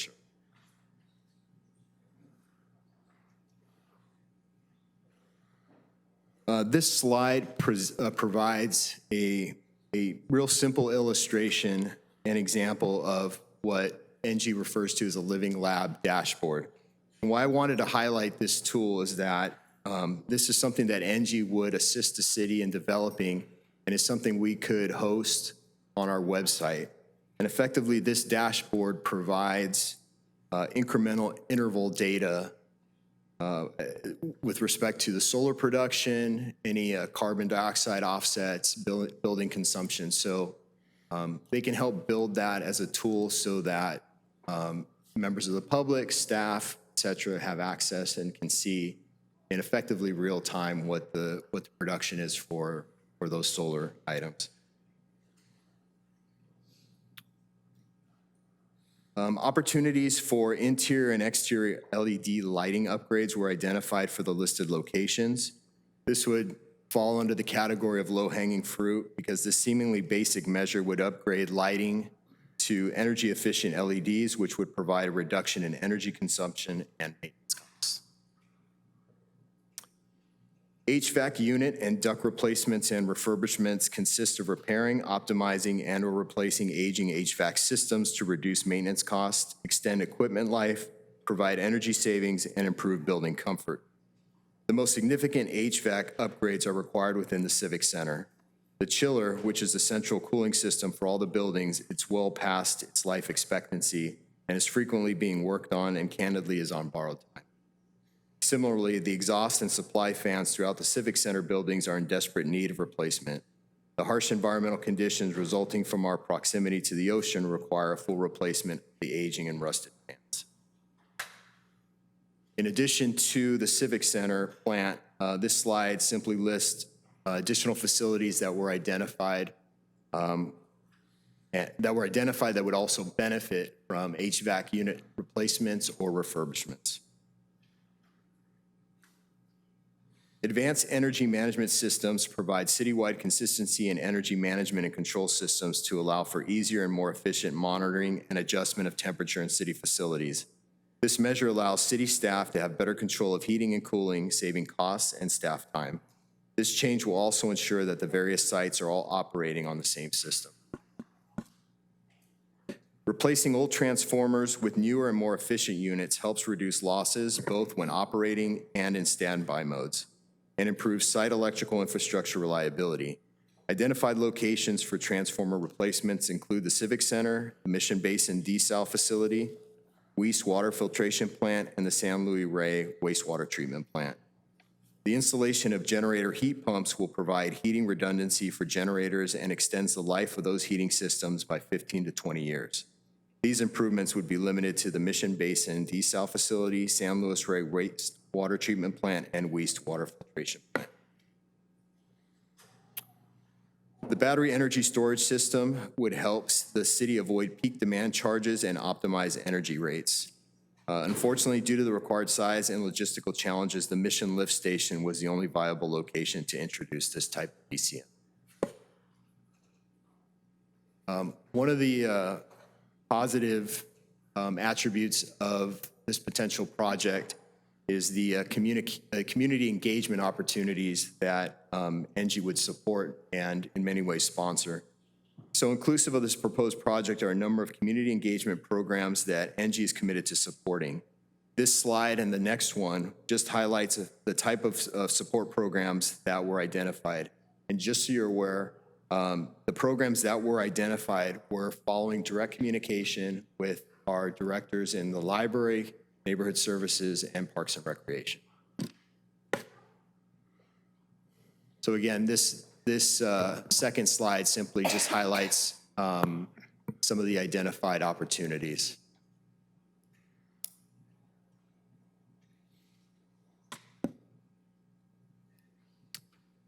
Now, Government Code Section 4217.10 to .18 allows public agencies without voter approval to select and contract with a qualified design-build company to develop, design, and build energy conservation, cogeneration, and alternative energy savings projects under one energy service contract. Future utility cost savings were estimated using a conservative annual year-over-year energy rate escalation factor, of 4%. The higher the assumed escalation factor of future rates, the higher resulting annual savings in each future year. Finally, one of the benefits of the program is the reduction in our greenhouse gas emissions. And this program is estimated to produce a reduction of greenhouse gas emissions to the tune of 2,764 metric tons of CO2. So at this juncture, I will turn the presentation over to Wing C. Fox from Urban Futures to discuss the fiscal impact and financing structure of the project. Following Wing C will be Ahmad Margoli, and he will speak on the following slides, which will be on the savings guarantee and the measurement and verification aspects of it. Thank you. Lots of education going on here. Glad that we have. Good evening, people. Mayor, Deputy Mayor, members of the City Council. As the city's municipal advisor, we distributed requests for proposals to 4 financial institutions for financing the ECMs, this project. And I'm happy to report that all 4 responded, which is not always the case, and is really a testament to the city's very, very strong credit. Not only that, but the lowest bid was a very, very aggressive interest rate at 3.99%. And it is a 20-year term with and then included in the financing is also $90,000 of cost of issuance. But this is the main costs that go into the total costs of this project. So it is what is financing the project plus interest. That, along with a few other costs, total about $34 million in the estimated total project cost to be paid over 30 years. ENGIE did provide a savings analysis that totaled $60 million of savings over the 30 years. And that's how we arrive at the $26.1 million estimated net savings over 30 years for this project. And one other item to note is that the city is eligible for a direct pay investment tax credit under the Inflation Reduction Act, although the timing and the amount may vary from the current assumption.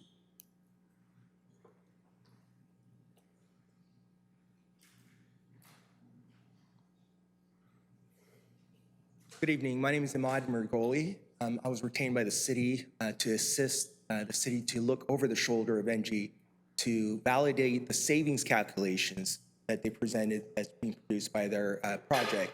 those savings calculation are then used for your lease payments.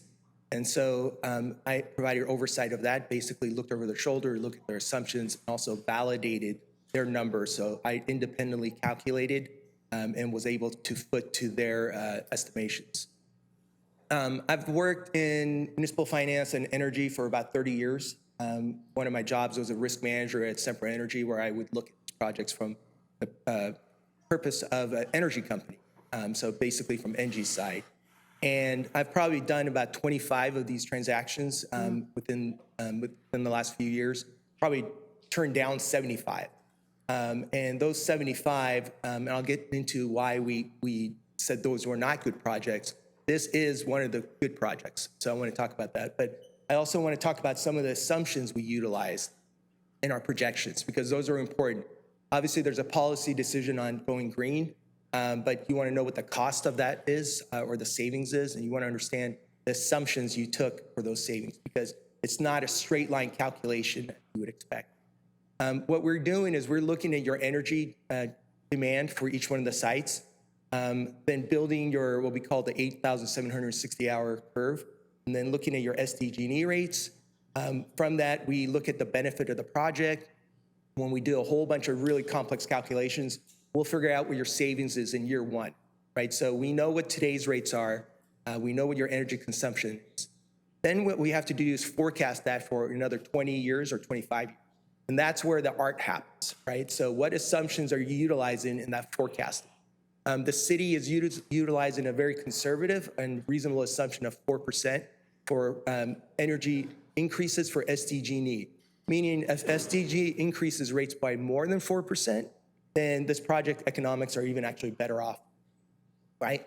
So the projects that I talked about, the 75 that did not go through, why did they not go through? They were using some estimations of 6 to 9%, sometimes 10% growth factors.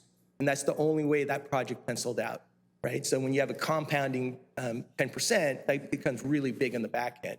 In this case, we worked with ENGIE. They used a very defensible and reasonable assumption of 4%.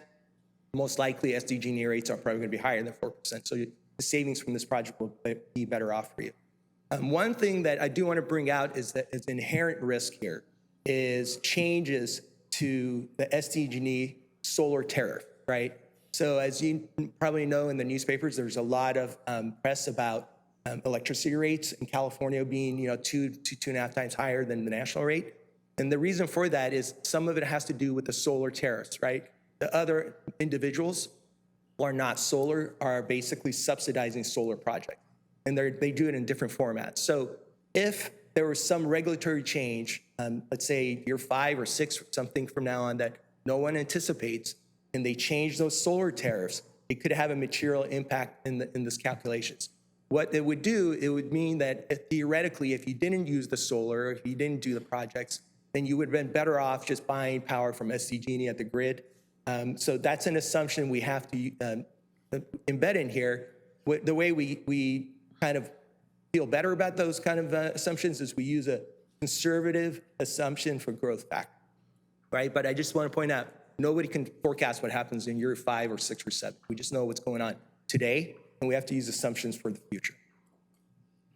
So with that, the savings guarantee that's embedded in this, so first of all, let me make sure I repeat that again. We validated ENGIE's calculations for year 1, and we believe their assumptions for future growth is reasonable. So that's why we say we believe this is a defensible project, this is a good project based upon today's knowns. A couple of things I want to point out is on the savings guarantee. Again, savings guarantee is a little bit, I think they should be called a production guarantee, because what ENGIE is doing is providing you a guarantee on kilowatt hours that this project will produce for you either in solar production or offsets for your LED and your energy retrofits, right? So we look at the actual production of kilowatt hours. There is an implied rate for SDG&E. You multiply those, and that's how you come up with this savings guarantee. It's not a true savings guarantee that you may associate with real, common world things or a bond refunding where you say this is savings. This is an implied savings. It's really a production guarantee. It does embed some potential cash flow exchanges in certain years and certain conditions. The city may be exposed to having to write a check back to NG for the savings that it received, monies they received in the previous years. The net exposure to the city is zero, so you'll never pay them back more. And I'm bringing this up as a hypothetical because it's really probably not going to happen, but it should just be noted that there is an exchange of cash flows in these calculations. And in certain circumstances, there may be an implied payment or a payment that's due to NG. These things happen close to never. These, my personal beliefs, these savings guarantees or production guarantees are structured in a manner to never really go in effect. There are other outs that are here. What are those? Weather, if the weather pattern changes, if the use of the building changes, those all things are things that impact that savings guarantee. So again, these are just things to food for thought. Most likely you will never ever use the savings guarantee, but it's something that's embedded in the contract.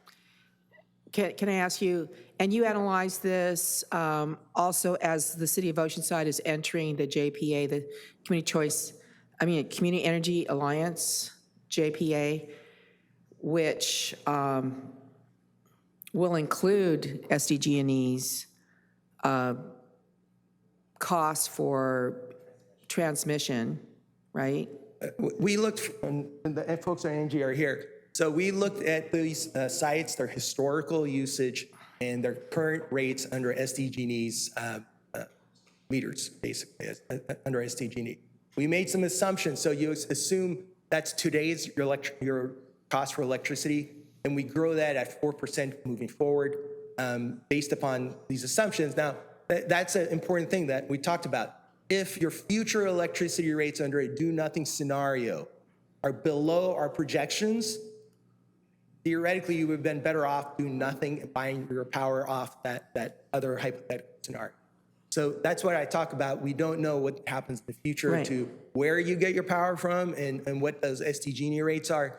And I'm going to just throw this out, and this is not to, give a bad example, but if the SDG&E determined or the state determined that municipalities should have a subsidized rate for electricity, it would kind of change the economics here because you would have been better off doing nothing, right? So these are all hypotheticals. Right. A lot of them are not realistic hypotheticals, but these are things we want to point out that there's a lot of assumptions made for your future rates. All we can know is today what it looks like.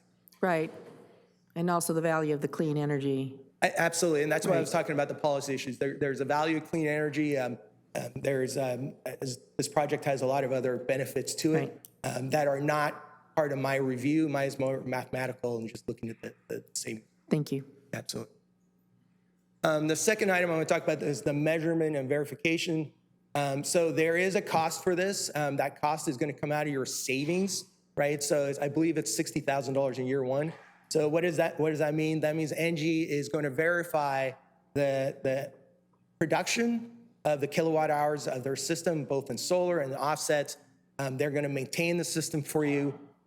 There are things like inverters, but inverters are the main cost for solar replacement. That they do come with a 20-year warranty, but basically NG under this O&M or measurement and verification contract is going to measure the output and the kilowatt displacement of this project on an annual basis and maintain the system for you. But there is a cost. That cost comes out of the savings. If there aren't any questions, I'll go ahead and turn it over. Thank you. Is this, I guess the question that I have, is this going to be paired with any kind of generators at all? No, right? Okay.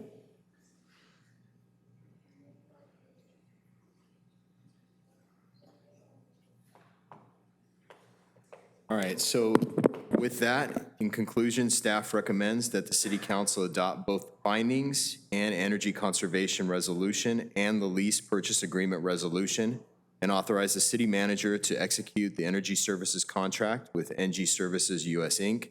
in amount not to exceed $20,910,327 for the design and construction of certain energy conservation facilities and measures. Thank you for your time and attention this evening. Myself and the individuals that I introduce are here to answer any questions you. Thank you, Mr. O'Brien. This is a public hearing. This is the time for the public to comment, give their comments on this specific issue. Do we have any requests to speak? We have one from Jimmy Knott. Okay. And then after Mr. Knott, if you wish to address the council on this very specific issue, please approach the podium, state your name, and then you can speak for up to 3 minutes. Mr. Knott?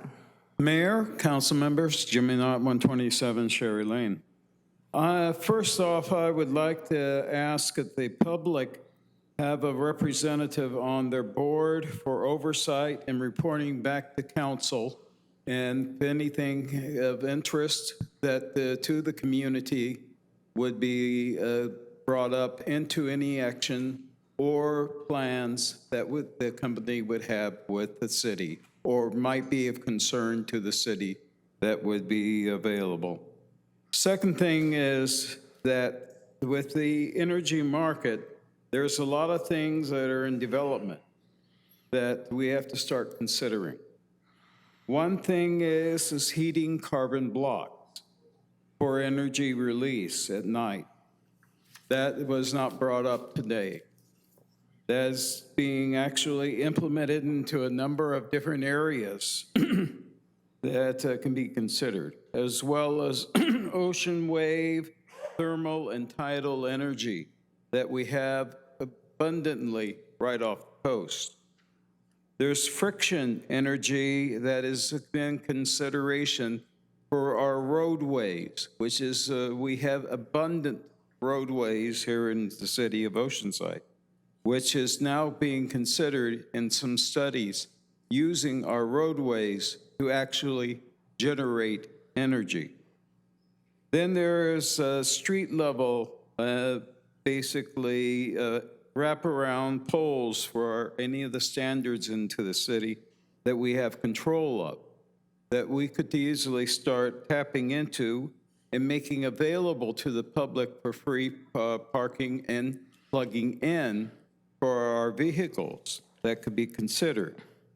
And also for the other side of the coin is that there could be a ordinance mandate that for all future developments, for private or public developments, that all public structures and private structures should be linked into this so that we all will take and contribute to the grid, that it would take and help into the energy system so that we could offset any demands from any group, including the PUC. Thank you. Thank you very much. Honorable Mayor, council members, Ryan Jones, Miracosta student, love Oceanside. I would just like to address first Mr. Knott's comments about alternative energy sources that are also renewable. Tidal energy is probably the future of renewable energy. It is. However, ocean currents are so powerful, they destroy every method we have at harnessing this tidal energy when it's deep in the ocean, and that's where you get it the best. So that will take time to improve that technology for it to be viable.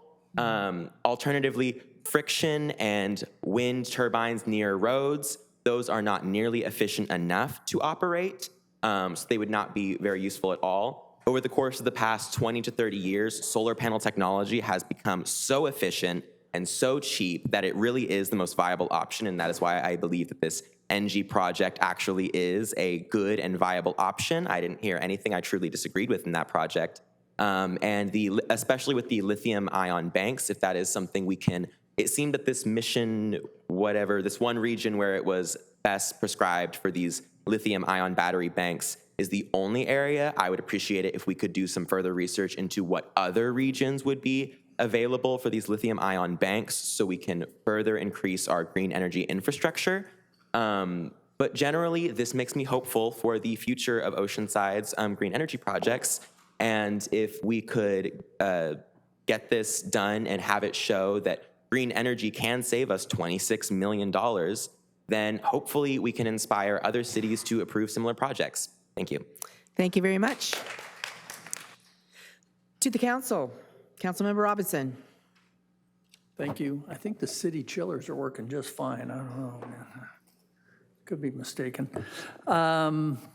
I have a question just on the solar, and I don't know who to direct it to, and sorry I didn't think of this sooner when we were meeting on the review. But on the solar projects, obviously there's 4 of them. Did we look at all city-owned properties, or just, obviously we looked at properties that we're not doing direct city business in? How were these picked, or, why weren't there others? To me, it seems like that we have other city-owned properties that have some big open spaces. So we did look at all city-owned properties. However, we did exclude any properties that were leased out, and we were not paying utilities on those properties. So I can, and maybe to add some further detail, because they walked and did the assessments, I would invite maybe Jacob from NG to kind of speak onto the assessment process that they followed. And just so an example, I just got thinking Oceanside Municipal Golf Course, large, we own it. It's large parking lot, large spaces, but I guess you don't use a lot of electricity out there, or what? Yeah. Thanks, Councilmember Robinson, Honorable Mayor, and council members, just to answer the question. So as Rob mentioned, we did do a kind of a evaluation across all city facilities. Some of the items that we look at when determining viable locations, well, one is going to be how much power is actually consumed on site. So the city does have a lot of additional facilities that are smaller facilities where the savings generated from those solar projects made it actually pencil out over that 20-year period. So that sort of eliminated quite a few facilities. The city also did that project a few years ago that kind of tackled a lot of the larger facilities. So really it was kind of a balance of, one, space on site, as you mentioned, how much electricity consumption would actually be at that facility, that would actually generate a positive cash flow for the city in evaluating that project. So that was kind of all the metrics that were looked at when we evaluated the different sites, and these are the ones that were determined to sort of be the ones that would make the most sense. All right, thank you. Councilmember Joyce? Save you a few steps. So I know that there were 4 parks that were talked about for lighting purposes. Can you just speak to why they didn't come to the final project? Yeah, those are, I think we were looking at like security lighting and things like that. There was a couple, and there was field lighting too. Yeah, we had stadium field lighting. There was 4 parks that had that. So again, when we're looking at the overall project, again, this 4217 government code, we have to look at, does the project pencil out over the 20-year period? So some projects don't generate a lot of savings that would pay for themselves. And so it's a balance of looking at an overall project and seeing what combination of projects can we put together, one, to meet the city's needs and desires in that project, and 2, that would actually support a project that would cash flow over the 20-year period. So that security lighting, that stadium lighting, those are high cost items that don't generate a significant amount of savings. And so when evaluating the project kind of as a portfolio, those were items that the city decided to not look at and focusing on the ones that we have. Okay, so they wouldn't qualify under this like funding scheme. It's kind of like a juggling act where it's like we looked at a lot of the air conditioning mechanical equipment. That's another item that was high priority. So it kind of comes to that point where it's like we have to kind of pick and choose which project makes the most sense. Okay, all right, thank you.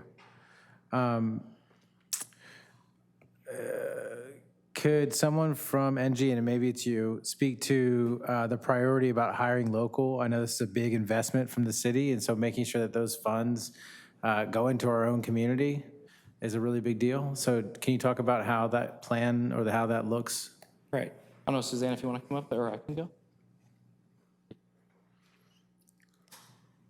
Thank you. It's nice to see all of you. Thank you for the question. What we've included in the contract is a local sourcing day, because we do feel like this shouldn't just be about the infrastructure and the energy savings. Obviously, that's important, but we also want to support your local community. So we will hold a sourcing day, which will allow local subcontractors to attend, and they'll find out how they can qualify to be part of the program, and then they can actually bid on the specific scopes of work if they can meet, NG's requirements. We want to make sure that they can do that. But We want to be able to support local economic development and those local folks in a local sourcing day. That is part of the contract. Okay, thank you so much. Welcome. Well, I was going to add, Councilmember Joyce, the prevailing wage is included, right? So, I mean, any sort of hiring, through the unions locally would happen as well. And then obviously, any of our subcontractors that be staying in the city to do all the, work, all of that kind of development would also kind of generate projects as well. Excellent, thank you. There's a couple other pieces to this that caught my eye. The community engagement portion had a lot of projects. Some of them we just had the opportunity to already get done before we got here. So I would love it if we could have a continued conversation about those projects specifically. And so I don't know if we need to change that language to make it more vague in this or before we pass it, or I'm not sure. I looked to staff for that kind of recommendation because I know some of them are actually specifically brought out in the contract.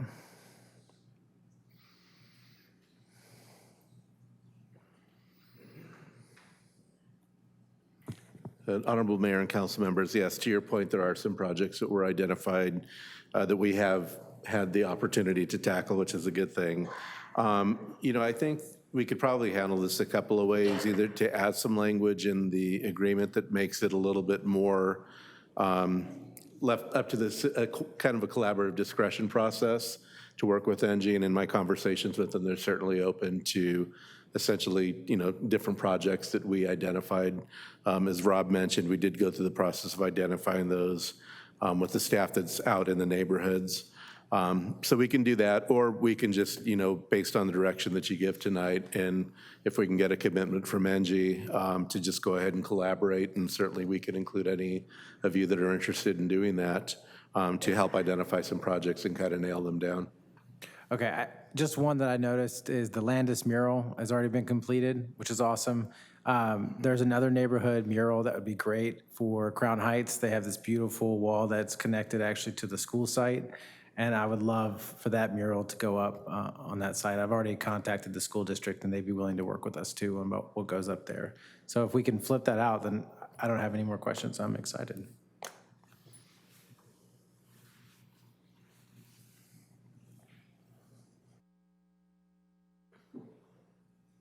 so we're going to add that language. All right, so I'm going to go ahead and move that we adopt all the resolutions to include language that would be working with staff and with NG. And the specific flipping out of that one particular community project.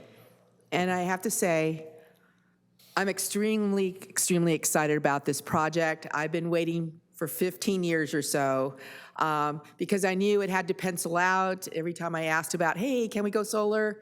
I mean, we should be doing that. We're the city. We should be, being the model for the rest of our community. And it was always, no, we got to wait until it pencils out. It's it's a big investment.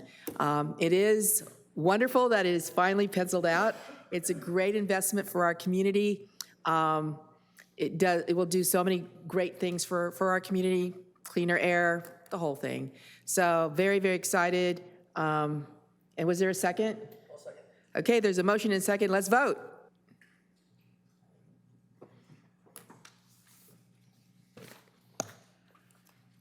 Motion approved, 4-0. Thank you so much. Okay, back to our general items. We still have to do item number 21, and that is introduction of an ordinance to amend Chapter 14C. That's the inclusionary housing of the Oceanside City Code. Number 1, change the applicability and reservation requirements for residential projects from 3 units to projects of 10 or more units. 2, increase the requirement to reserve housing for low and or moderate income households from 10% to 15%. 3, require that reserved units within a multifamily residential project provide for a proportionate unit mix based on bedroom count as to the market rate units, be dispersed throughout the residential project, and have access to the same amenities as market units. And 4, clarify the use of accessory dwelling units as an alternative housing type that may be incorporated into a single-family residential project to satisfy such inclusionary housing requirement. We have a report by Ms. Leilani Hines, who is the Director of our Housing and Neighborhood Services Department. Ms. Hines? Thank you, Mayor. That was a mouthful. Thank you Yeah. for giving our synopsis. So I'll dive right in. So inclusionary housing is recognized as, again, one of the premier policy tools for affordable housing production. More than 170 jurisdictions in California currently implement an inclusionary housing program as a component of their housing strategies. Our program was adopted in 1983 with the purpose of meeting the needs of our lower income families here in Oceanside. Currently, Chapter 14C establishes obligations for those residential projects containing 3 dwelling units or more. It requires developers to rent or sell 10% of their overall units as affordable to moderate or low income households, and that those units be restricted for 55 years. We actually started this journey quite a while ago. In 2020, the city began to make some substantial revisions to its inclusionary housing ordinance, and actually in December 2022, the city updated its in lieu fee and other necessary adjustments to facilitate and encourage providing affordable housing production. In its workshop just in August of 2023, City Council directed staff to provide additional amendments to the inclusionary housing ordinance to increase the reservation requirement and the project threshold. In December 2023, staff came back to the City Council to consider a requirement to raise the threshold from 3 DUs to 10 DUs, or dwelling units in a project, to increase the reservation requirement from 10% to 20% within the pending Smart Sustainable Corridors Plan area. And then the minor amendments of providing that proportionate unit mix, dispersal of units, equal access to amenities, and then to clarify that accessory dwelling units could be used as an alternative type of housing for our single-family residential projects. In January, today, we're coming back to you. In December, unfortunately, those amendments were not considered or not approved due to the pending nature of the Smart Sustainable Corridors Plan, and then some concern related to state review of ordinances that go up to the 20% mark. So today we're here again to introduce an ordinance that would look to increase affordable housing requirement from 10% to 15% citywide, along with the other minor amendments of 3 DUs to 10 DUs and requirements related to accessibility of amenities and ADUs.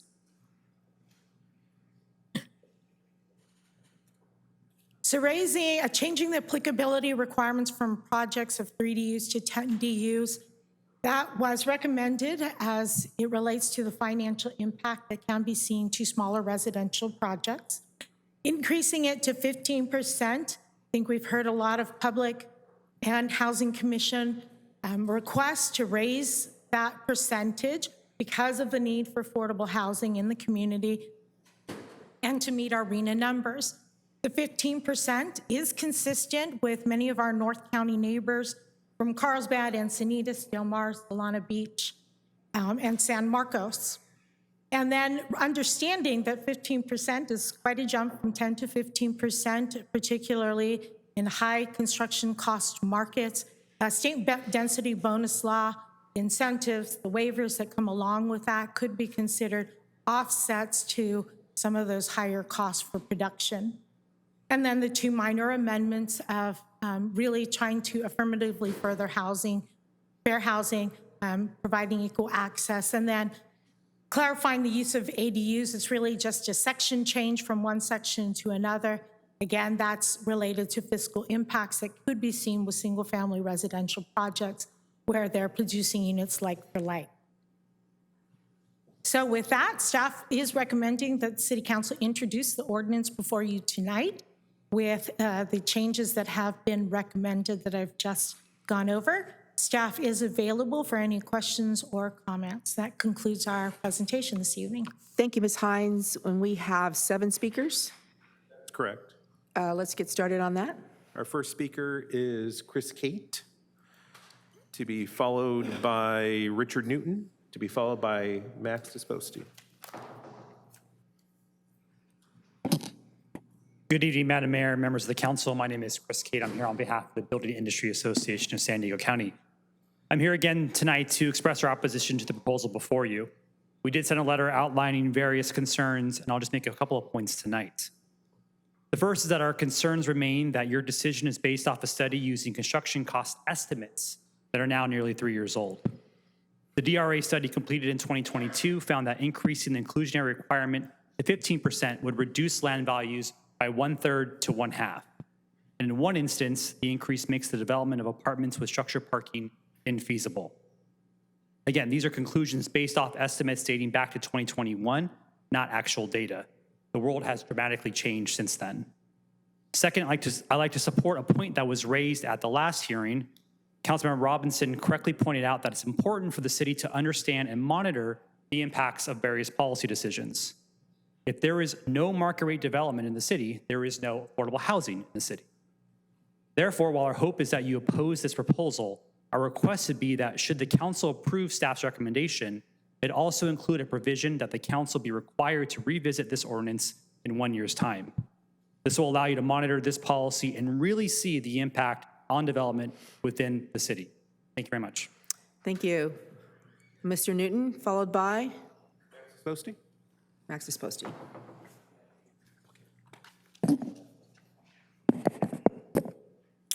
Subsidized housing, to the extent that people should have their housing paid for, should only occur in lower-cost multifamily districts. It should never occur in single-family residential zones where most homeowners work very hard to secure their houses and need to protect their investments.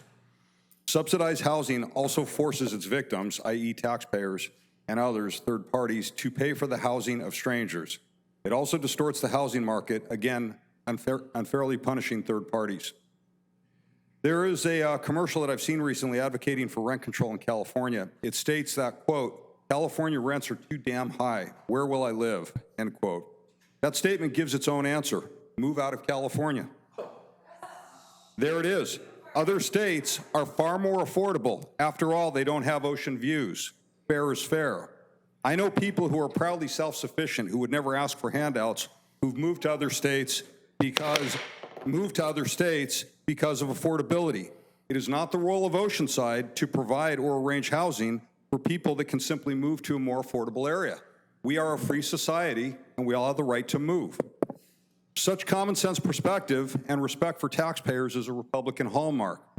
Since this issue first came to the council on December 6th, I've witnessed 3 Republicans defeat it, then give up their own win, modify it in the direction the 2 Democrats wanted, then modify it again on December 20th at the council meeting when 2 Republicans gave up everything to 2 Democrats who originally stated they wanted 15% inclusionary housing citywide, including residential single-family neighborhoods.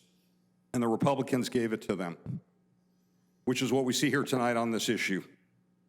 Someone once said that, quote, Republicans will always snatch defeat from the jaws of victory. That happened here. With a 3-2 majority, the Republicans managed to give the 2 Democrats what they wanted. That is weak. Democrats almost got almost everything they wanted. This defeat, snatched from victory, has occurred on other issues as well. Shame on those Republicans who flipped to the Democrats. Shame on you. But you can flip again, reject this measure, and then modify it back down to 10% inclusionary limits that the state requires.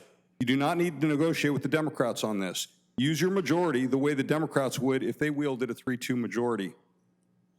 A 2-2 tie will block this from passing. Please vote no on it. Thank you. Mr. Disposti, followed by Linda Walshaw. Max left, so Ms. Walshaw, followed by Jimmy Knott.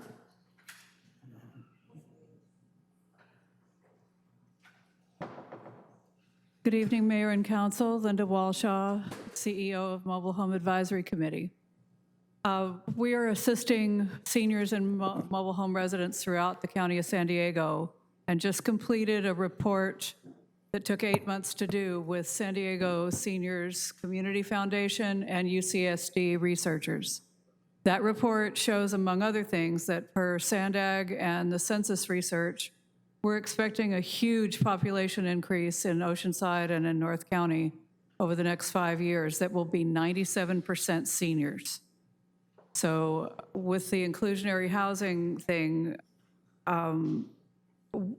if we don't do something, where are our teachers, our nurses, our retail clerks going to live?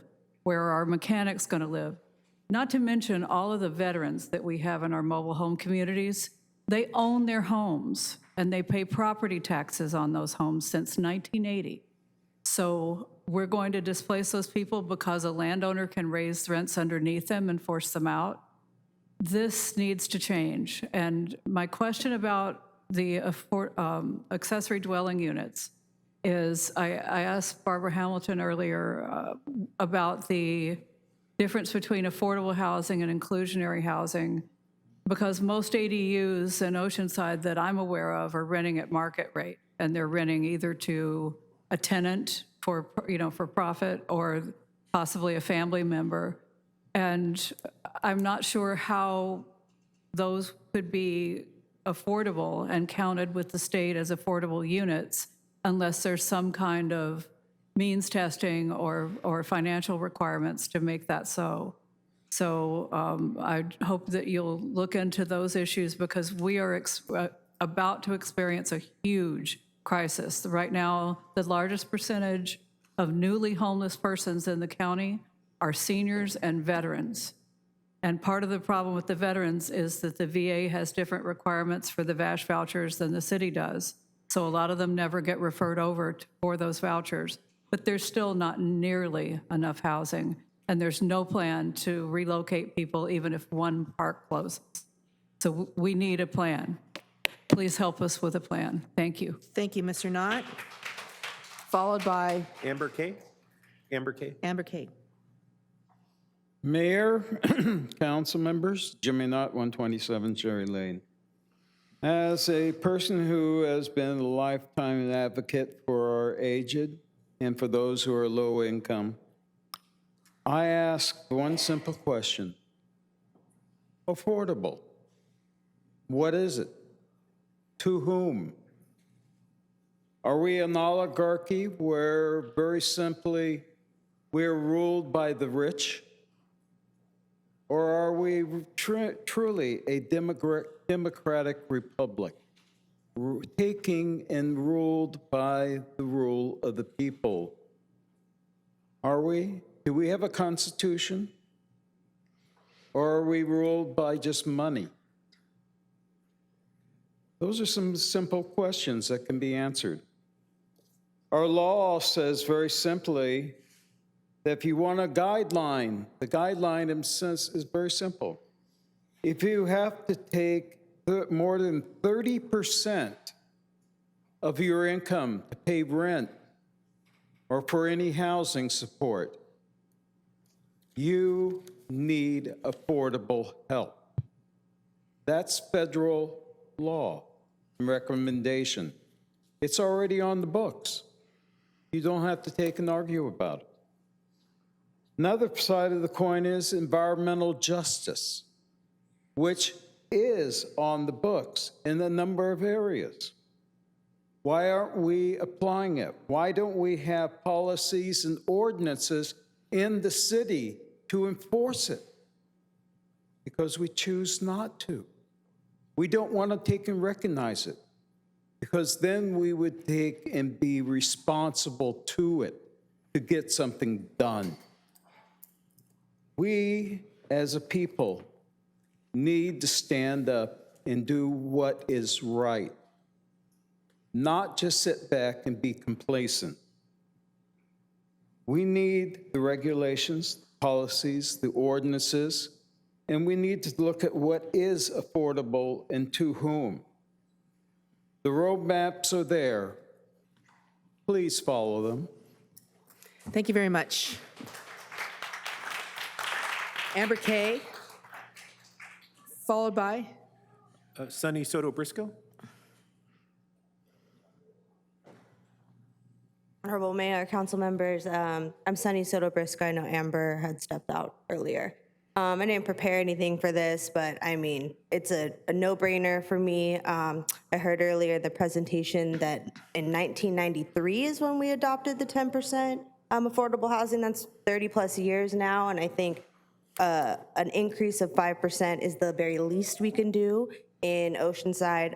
Again, being a Lucenio native on my land, I know I'm extremely lucky to be able to continue my family's legacy here in Oceanside, and I don't remember receiving a receipt from that gentleman earlier for the sale of this land when he got rented or owned a house or any of that. So I'm just saying, for my ancestors, y'all can leave California because this ain't your place of home.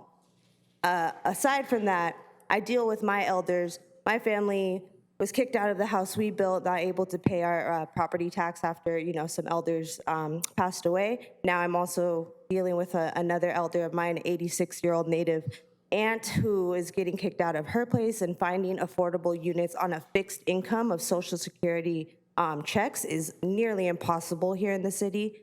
So when I say fixed income, that's $900 usually for one person. Potentially for my aunt, she has a deceased husband, so now she's getting, I think, $1,800 a month. But at a fixed income, that's way below the rental rates for most housing here in Oceanside. And if you're not on HUD, you're screwed. And if you are on HUD, you got a long waiting list to hopefully get that voucher for yourself. So a 5% increase and asking new development for 15%, I think, is a no-brainer. Also, I heard if we do, take this, they wanted to revisit it in a year. I think if we do have to revisit it for an increase, it should be at least 3 years, because, I mean, I haven't seen much development happen where it goes from start to finish in 1 year. So I think 3 years is a good time to potentially look at that. Thank you for your time. Thank you very much. Amber Kay, I don't see her, anyone rising, so I'll go ahead and go to the council. I'm going to go ahead and move introduction of the ordinance. Councilmember Robinson. Thank you. I'm not going to second it, but I do want to add, if we can, to give direction to staff that every year in January, we bring back a report, just a very basic report that identifies how this is, if the 15%, if it passes tonight, how it's impacted our housing development. And I, with the last speaker, I would tend to agree that it probably in a year, we probably won't see much. But I think if we just said for 2 or 3 years, we plan to ask staff to have that come every January, just report to us on the impact of housing. I think it would be beneficial to councils, whoever's sitting in these seats 2, 3 years down the road. Thank you, Councilmember Joyce. Just a couple of things. I actually start with questions. For the ADUs, because that was brought up, how are they monitored after? So let's say a housing development, they do 14 houses. One of them is that has ADUs that satisfies the inclusionary requirement. How are they tracked after they're built? Sure. So ADUs, or accessory dwelling units, in the typical marketplace, folks just consider them as naturally occurring low-cost housing. But in order to qualify and to satisfy an inclusionary housing obligation, we would expect that anyone who's going to count that would do so in the same manner that we do all rental housing, which is we enter into a covenant on that property with a deed restriction and then a deed of trust for the 55 years. The difficulty, or where it can get tricky, is that typically we're entering into that agreement with a multifamily property owner, with a leasing agent. In this case, that agreement, the 55-year covenant, would be entered into by a willing homeowner. So it's a little bit of a market consideration that a developer is going to have to figure out if they feel that there's a market for homeowners who want to make a little extra income and are willing to enter into an agreement of that nature and place it on that property. then that's something that a developer is going to have to decide if that's a market. For us as a city, where it makes it difficult is now we have a relationship with a homeowner, one-on-one relationship with a homeowner to monitor that unit and make sure that it's in compliance. We would expect that it not be held vacant. We would expect that it's going to be available to lower income folks. There are a lot of programs that currently for ADUs encourage the use of ADUs for our housing choice voucher participants, and then that way it's an easy stream of income and it's an easy process for qualifying. But that is something that we would be doing on an annual basis. It seems really hard, because like you said, now you're talking about every single unit as a different owner that you have to have a relationship with versus somebody owning an entire building that has 20 units that they're renting. If we're going to get a report back in January, I want to report on that too, because that sounds very complicated. Has this program worked generally anywhere that you've seen? So there are only a few jurisdictions that allow for accessory dwelling units. For example, the city of Carlsbad does, city of Chula Vista does. We're starting to see more and more of ADUs being deed restricted in this way, as there are more and more financing programs that are becoming available to homeowners who will restrict their units for lower income, and by doing so are allowed very favorable financing terms. So we're starting to see that. The city of El Cajon has a program, Napa has a program, and so it's starting to become one of those that ADUs are starting to become more monitored in the marketplace. May I jump in and make one quick point? ADUs are already allowed under our current Chapter 14C. We're just moving the location of it so that it's more clear that it is allowed in single-family developments. It's allowed right now under Chapter 14C8, and I think the intent, I recall when we did this, was to allow more flexibility in terms of having options to satisfy on-site requirements. It probably doesn't belong in the section that it's in, and it should be moved to the section we're proposing. Understood. Yeah. Yeah. I just never miss a chance to clear up something that's confusing. Okay, and just a couple other things to clear up since we're on the topic. The majority of housing subsidies goes to homeowners right now. So I know that's a big myth that's out there, that it goes to all the renters, but it actually goes to homeowners. With the money that comes from the federal government, the majority of that subsidy goes to homeowners. And the rents are too damn high. So I'll second the motion. Thank you. As a follow-up, what if the homeowner decides, I really want to get out of this. I want to make more money. I can get $5,000 for this ADU a month. What would happen? Well, that would be a violation of the covenant on the property, and then it becomes a legal issue for the city.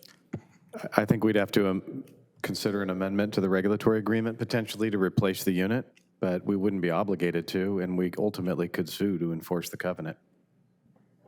Okay, so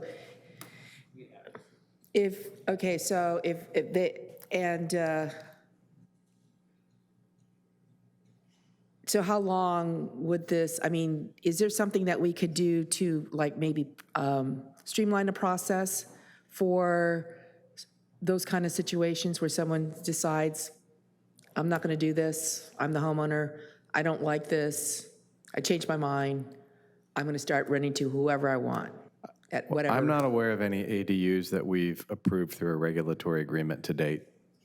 So this situation's not emerged. But I think we could put appropriate language in any regulatory agreement that comes forward, as we would with any regulatory agreement, to preserve our options to be able to enforce the requirement. So it's deed restricted. We have all of our rights. We have the right to recover attorney's fees if we need to sue. So I think you have appropriate remedies available to you. All right.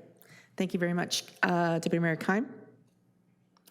My thoughts still haven't changed. I think we need to encourage density in the right spots. I know one of my colleagues always talks about smart growth, and the smart and sustainable corridors is where we need to encourage the higher density and reward it there. I'm concerned this will lead to urban sprawl, and we're going to have these one-off developments where you have one hard-to-manage affordable unit but you're going to have 15%, so you're going to have to do that. So I still have the same position I did last time, but there is a motion, a second. Let's vote. Councilmember Joyce? Is that position that you're concerned, or that you're going to vote for it with concern or against it? Just wanted to clarify before we get there, because we may need to have a conversation. I don't support citywide. I support it in smart and sustainable corridors like I did last time.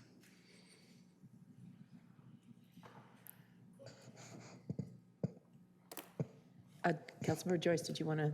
Yep, for clarification, if this goes 2-2, what happens next? It would be automatically continued to your The next meeting.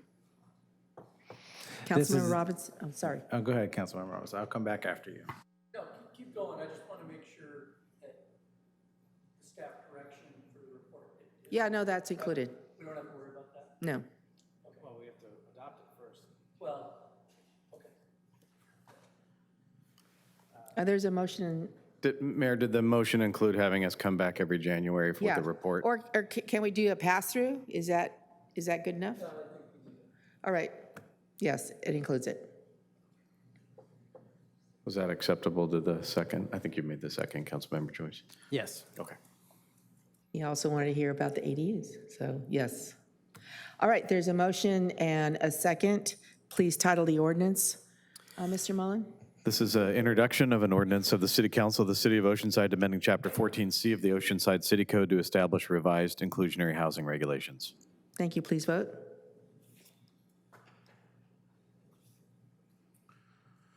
Motion approved, 3-1, time no. Thank you very much. So now we're on public communications and off-agenda items. We do have two advance requests to reserve time to speak. After that, we'll have communications from the public regarding items not on this agenda that didn't sign up like last week, but signed up today. I do want to say that because there are, how many, 15 you said?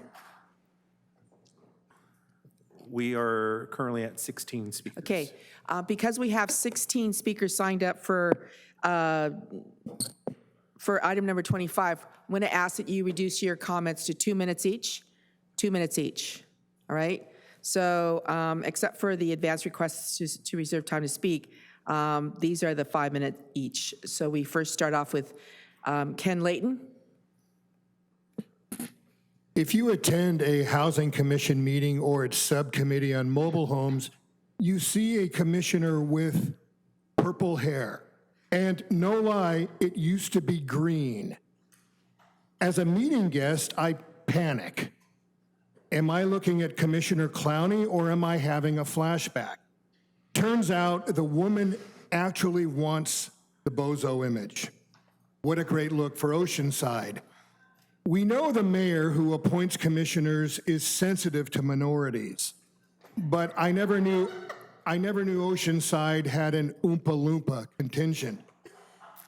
It turns out that this lady was appointed because she's a board member of something called the Golden State Manufactured Homeowners League, or GSMAL. And GSMAL endorses and contributes to the mayor's political campaigns.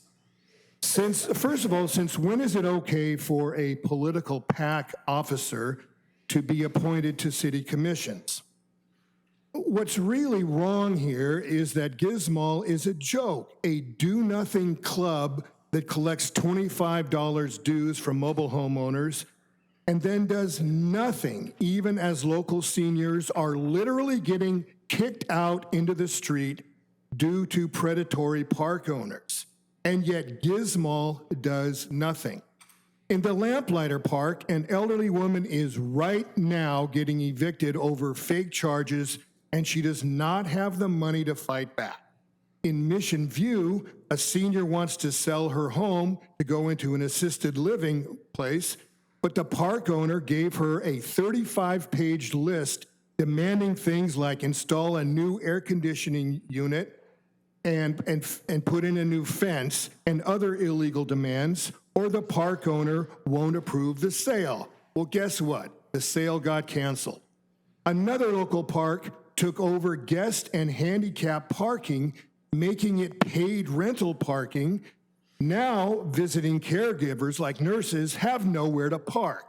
These are seniors and veterans who don't have the money and/or are scared to get legal help. So where's Gizmal? Nowhere. Better question, what is Gizmal? The book, The Great Deception, and last August edition of Mobile Home Owners magazine says park owners are actually control Gizmal and told mobile homeowners to not join Gizmal.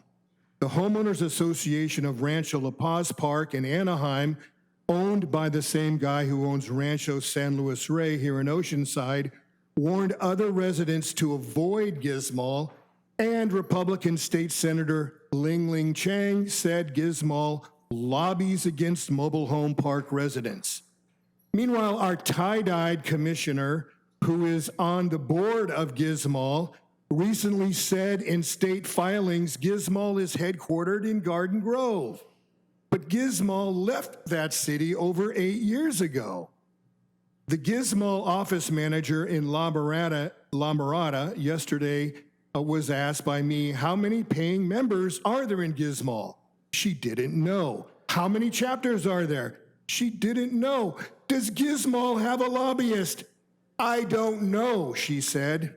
Madam Mayor, it is clear that you do care about the plight of Oceanside mobile home owners who are falling prey to predatory park owners. Oceanside's current housing director can't be bothered to protect these people, even though laws are on the books.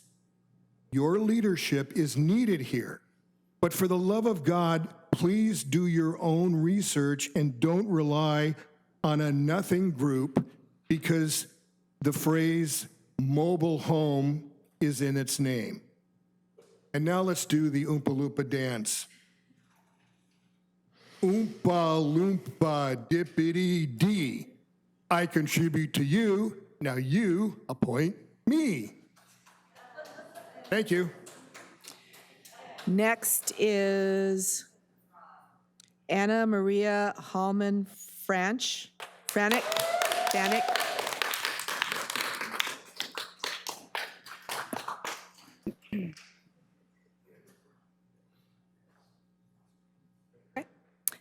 Good evening, council members and fellow constituents. My name is Anna Maria. I live in District 3, here in beautiful Oceanside, a settlement on the ancestral and unceded Payom-Cowicham Luiseño land. I am a community educator and organizer and a mother of 2 young children, one of whom was here today.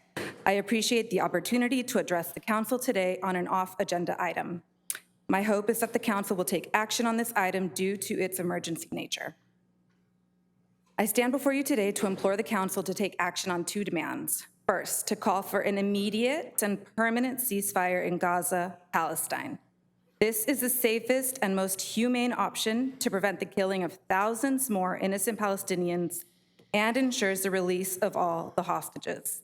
Second, I urge the city to stop doing business contracts with companies that support the Israeli military and government and instead focus on prioritizing local infrastructure, small businesses, education, housing, and food security in Oceanside. Regarding my first demand, mainstream media is showing you a one-sided view of the war on Gaza. So, understandably, you may not be aware that in Israel itself, hundreds of Israelis have been protesting alongside Palestinians, demanding a ceasefire. In Jerusalem just a couple of days ago, family members of Israelis held hostage in the Gaza Strip stormed a parliamentary meeting to demand that Israel do more to return their loved ones. On Sunday, the Israeli Prime Minister Benjamin Netanyahu rejected new Hamas conditions for ending the war and releasing the hostages. But the reason that Israelis and Palestinians, along with the majority of people across the globe, are demanding a ceasefire isn't because it's an anti-Semitic demand. Palestinians are, of course, Semites. This is the pro-humanity demand for peace. According to the UN, as of January 20th, more than 25,000 Palestinians in Gaza have been killed by Israel since October 7th. Many thousands more are missing under the rubble. Of those killed, more than 10,000 have been children. In that same time, in the West Bank, which is not controlled by Hamas, 335 Palestinians, including 90 children, have been killed by Israel. In Gaza, all the universities and hospitals have been destroyed. Aid has been blocked from entering the Gaza Strip, setting the stage for famine and epidemics, unnecessarily killing thousands more. 2 mothers are killed every hour. More than 50 entire family bloodlines have been wiped off the population registry. A generation of orphans is being created. Cemeteries have been destroyed, poets killed, and over 100 journalists have been murdered, and about 10 children have a limb amputated every day. This is not a war between Gaza and Israel. This is an assault by an occupying power on an occupied people who have no ability to escape as they are blocked by a wall that Israel built. It's also illegal by international law. This amounts to genocide and ethnic cleansing of Palestinians, according to the active case before the International Court of Justice being pursued by South Africa and backed by dozens of other countries, including Turkey, Jordan, Brazil, Colombia, Bolivia, Pakistan, and Malaysia. Our government continues to ignore the pleas of its constituents, the majority of whom want a ceasefire. Since our pleas are being ignored, we bring this demand before you all. I urge the City Council to put forth a resolution for a permanent ceasefire in Gaza. Regarding my second demand, Oceanside residents spend a collective $2,225,839 yearly on federal taxes to fund Israel's military. Oceanside needs to end their support for this needless destruction by boycotting companies contracting with or investing in Israel's state violence. This is not a 4,000-year conflict, as many would have you think. Prior to Israel's establishment in the 1940s, the region enjoyed relative peace amongst Jew, Christian, and Muslim Palestinians. Since then, conflict has been never-ending. Palestine has gradually shrunk into disconnected regions surrounded by settlements. The settlements cut Palestinians off from their own land, natural resources, water, and the outside world.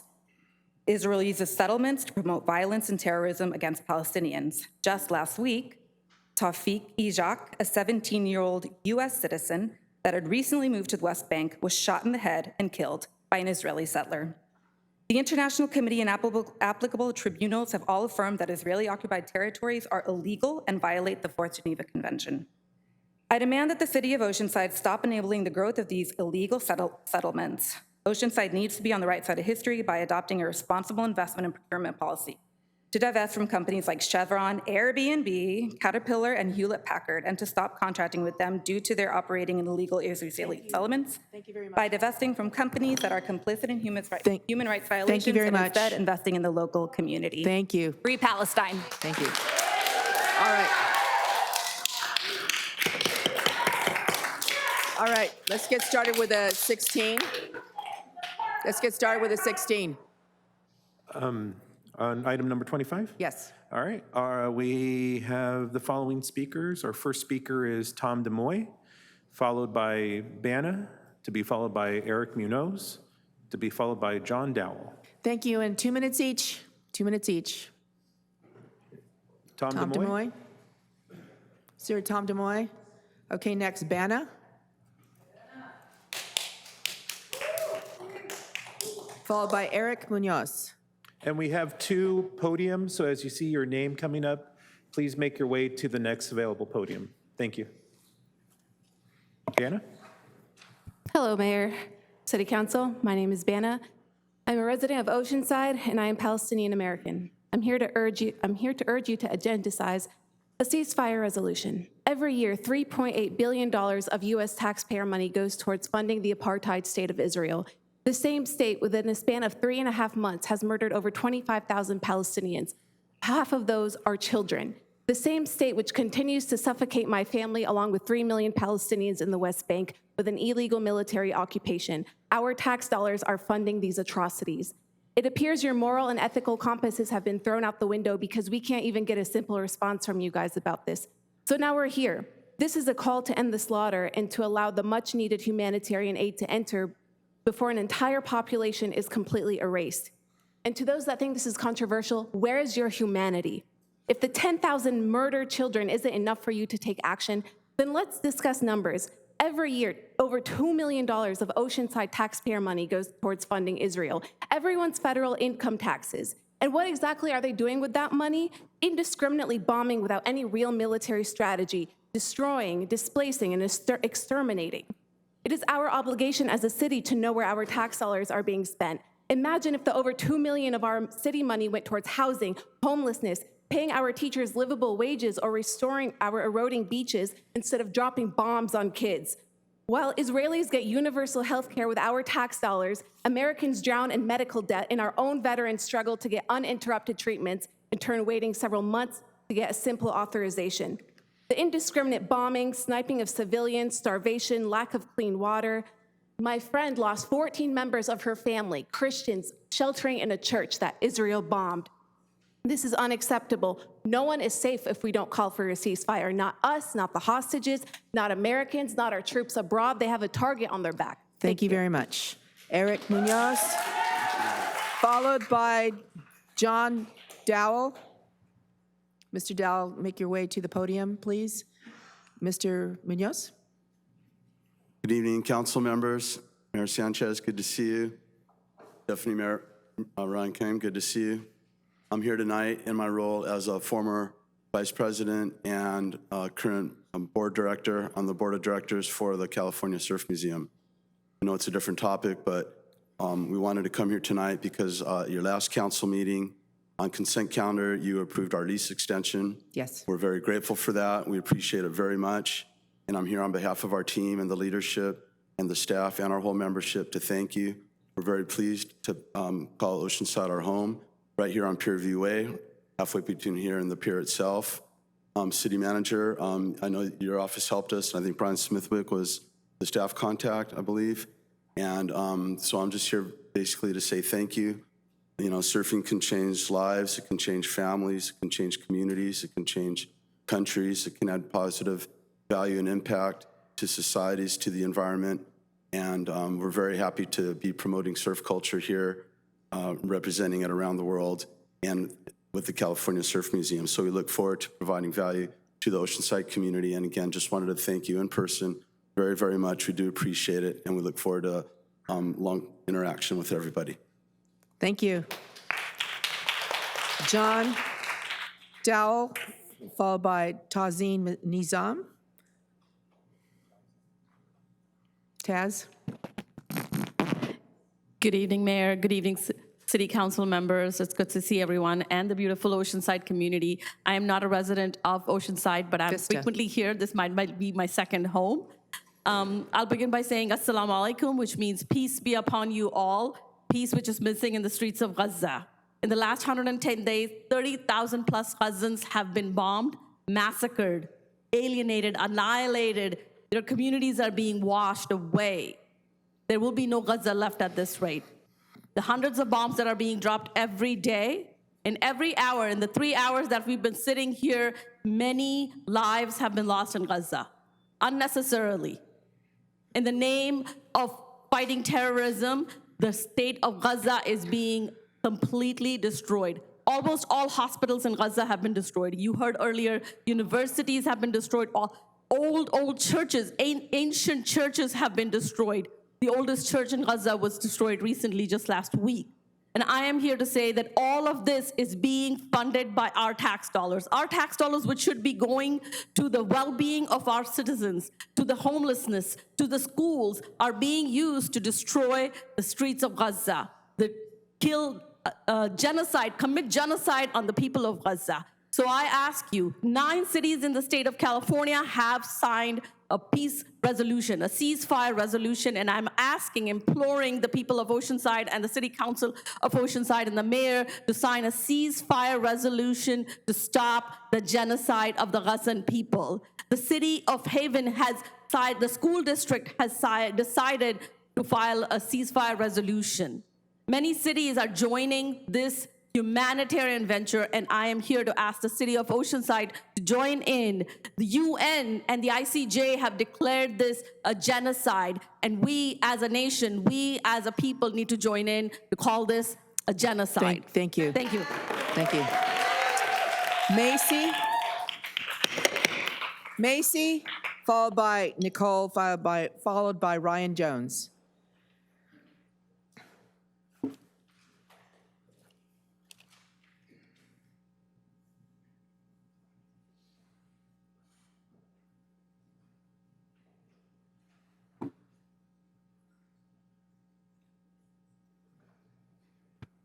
Honorable Mayor and City Council, my name is Macy Jackson, and I am here to ask the five of you to join the City Councils of Santa Cruz, San Francisco, Long Beach, Oakland, Davis, and many others in this state and across the country in their symbolic passage of a ceasefire resolution in Gaza.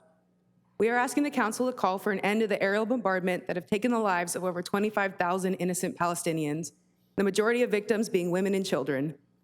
Now, I think the loss of any innocent life is a humanitarian failure, as was the attack on October 7th. But if numbers weren't important, I wouldn't have had to study statistics for my degree in sociology. 155,000 pregnant women and breastfeeding mothers in Gaza, 135,000 children under the age of 2, 335 children under the age of 5, all at high risk of severe malnutrition and preventable death, according to UNICEF. All of my figures are from the UN. 10,000 more children will suffer, quote, the most life-threatening form of malnutrition known as severe wasting and will need therapeutic foods in the coming weeks, end quote. 2.2 million people at imminent risk of famine, 1.7 million civilians in Gaza displaced, 70,000 destroyed homes. For reference, I found an estimate of 56,000 housing units in Oceanside. 153 UN staff members killed, 117 journalists killed, 140 childbirths in just one of the UN 155 shelters in Gaza. 378 educational facilities damaged or destroyed. Over 1,000 children have had one or more limbs amputated since October 7th. 360 Palestinians have been killed in the West Bank since October 7th. 92 of those were children. 4,438 Palestinians, including 656 children, were injured in the West Bank. 63,354 innocent civilians injured in Gaza. 25,490 innocent civilians have been killed in the Israeli bombardments of Gaza. Over 10,000 of those deaths are estimated to be children. All wars must end in a ceasefire. This is your chance to put Oceanside on the right side of history, to use your position of power to make the simple yet necessary declaration that this genocide against the innocent people in Gaza must end. Thank you. Nicole? Hello. The media can lie, but we cannot lie to ourselves. This is not based off October 7th, but since 1948. I know you guys have education. We are witnessing a crucial genocide live in real time.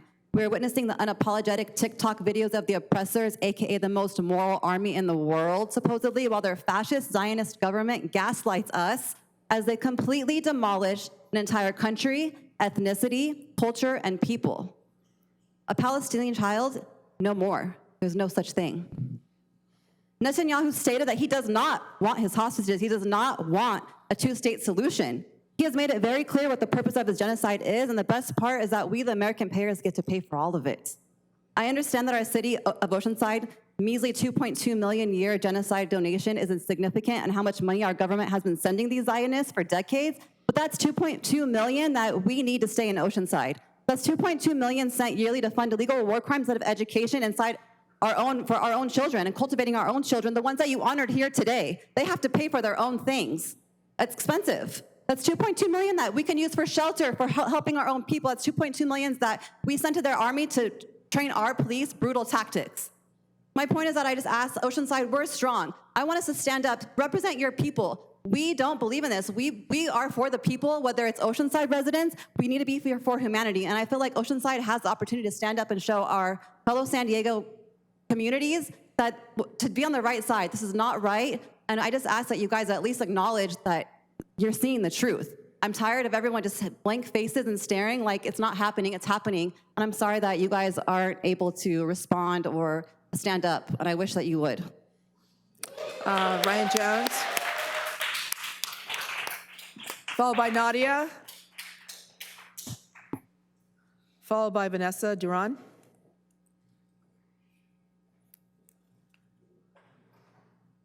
The previous speakers have done an amazing job of articulating the facts of this genocide. So while I thank them and congratulate them for their bravery, I'd also like to congratulate our mayor, Esther Sanchez, for being our first Latina mayor of Oceanside. Crazy that it took so long to happen, but it did happen in 2020 election cycle with her going into power in 2021. And it is amazing that we have a Latina mayor. It's tough that it took so long. But I would question if you would have been able to obtain this position without the support of the Black Lives Matter protesters whose objectives became, one of them, supporting you. I couldn't vote for you, but I was 16 out there marching on the streets, And when people asked what we could do to make a change, one of the things I said was, vote for you. So with all the activists here today, and with all of the people of Oceanside who stand firmly against the genocide and the apartheid state of Israel put upon Palestine, I would question, what will you all do if the citizens of Oceanside band together and decide that anyone who does support this genocide, anyone who fails to recognize a ceasefire resolution, anyone who continues to allow $2.2 million of our money to go to a terrorist organization of Israel, do you think you'll be reelected? How confident are you in that? It's 2024. Some of you will be going back up. And I'm confident that the people of this fine city will not vote for anybody who approves of genocide. Thank you. Thank you. Nadia, followed by Vanessa Duran. Vanessa, please make your way to the podium. Good evening. I know it's been a long night, but this is the time to act. As we sit at this podium and get to speak to you guys, sorry, it's so nerve-wracking for me. I every night get to see what is going on. I speak to my cousins, I speak to family, I speak to friends. It's a story of two completely different lives. One lady gets on and does a TikTok video about not having gluten flour, while other kids are being under buildings asking to die because it would be better to die than to live through this genocide.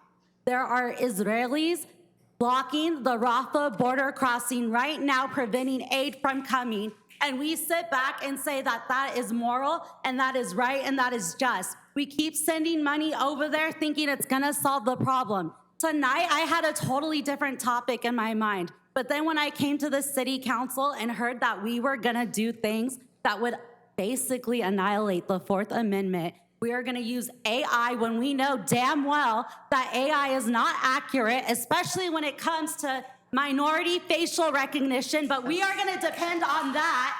And guess where that AI comes from? That comes from Israel's training. Our Oceanside Police Department has been trained since 2009 by Israel for what? Counterterrorism. Do you know what terrorism is in Israel? We have a word for hospital. In Israel, that word is Hamas Command Center. We have a word for schools. In Israel, that is a Hamas Command Center. They have UN organizations for giving out food. Israel thinks that's a Hamas Command Center. This is ridiculous, and it's about time we stand up and say no more. When we said never again, we meant never again for everyone, not just for one people. There's genocides throughout the world, I understand, but now is the time we demand a ceasefire. What do we want? Ceasefire.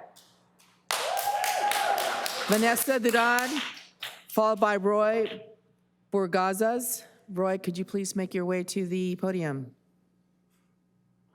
Vanessa? Mayor and council members, my name is Vanessa Duran. I am a local, born and raised in Oceanside. I'm coming as a doctor of occupational therapy student as part of my COTAD, which is a coalition of occupational therapy advocates for diversity. I want to share about the medical apartheid that's going on in Gaza right now. Before October 7th, Gaza had a strong healthcare system with over 36 hospitals.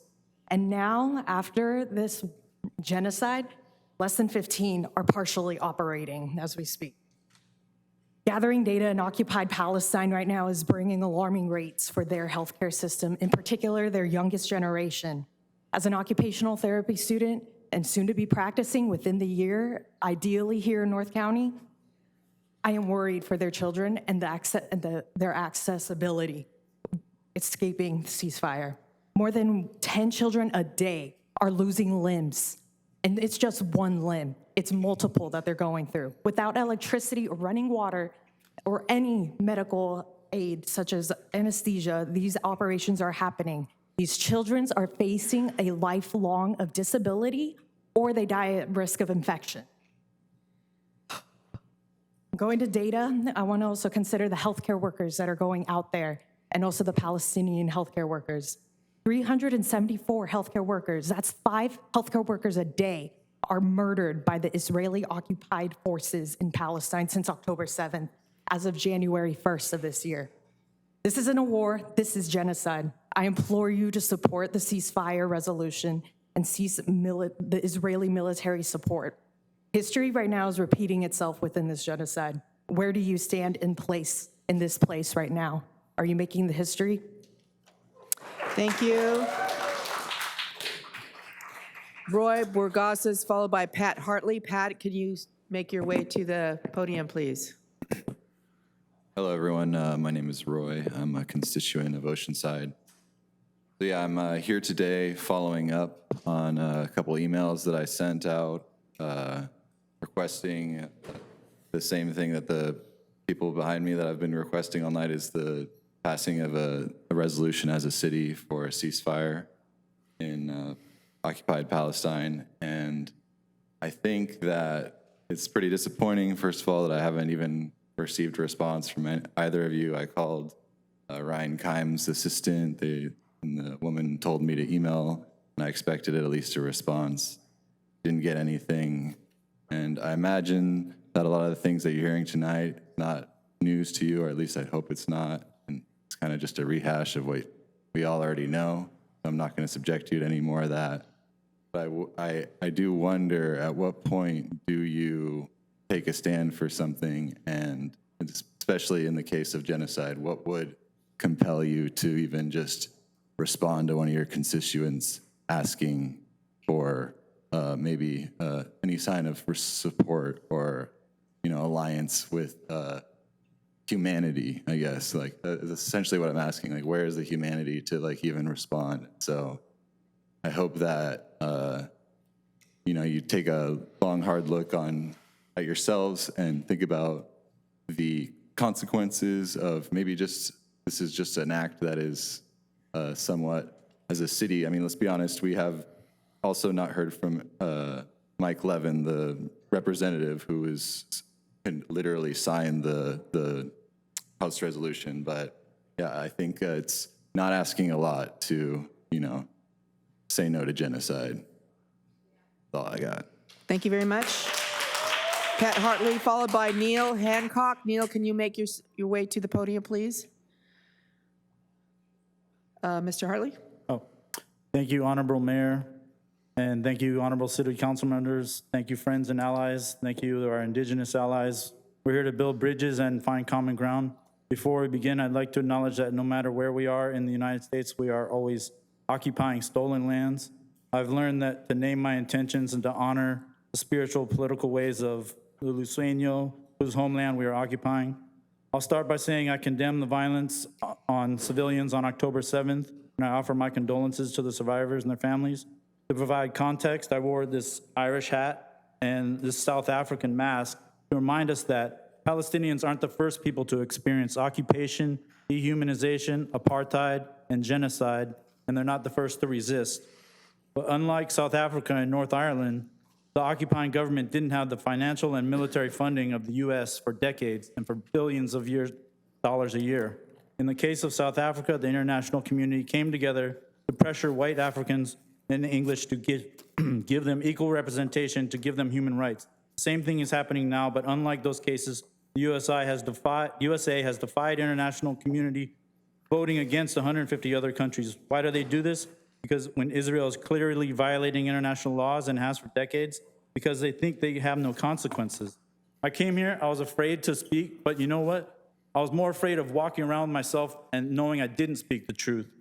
This is genocide. Whether or not you realize it or not, whether or not you do anything, this community this global community has united against a system that uses lies, stereotypes, racism to separate people from ourselves. I don't have much time, but I'll just say this is, unless it's critical that we establish the rule of international law, that criminals have committed these crimes and taken to the International Court of Justice, to the ICC. If we don't do it this time, everything that we agreed on after World War II is completely irrelevant. Thank you.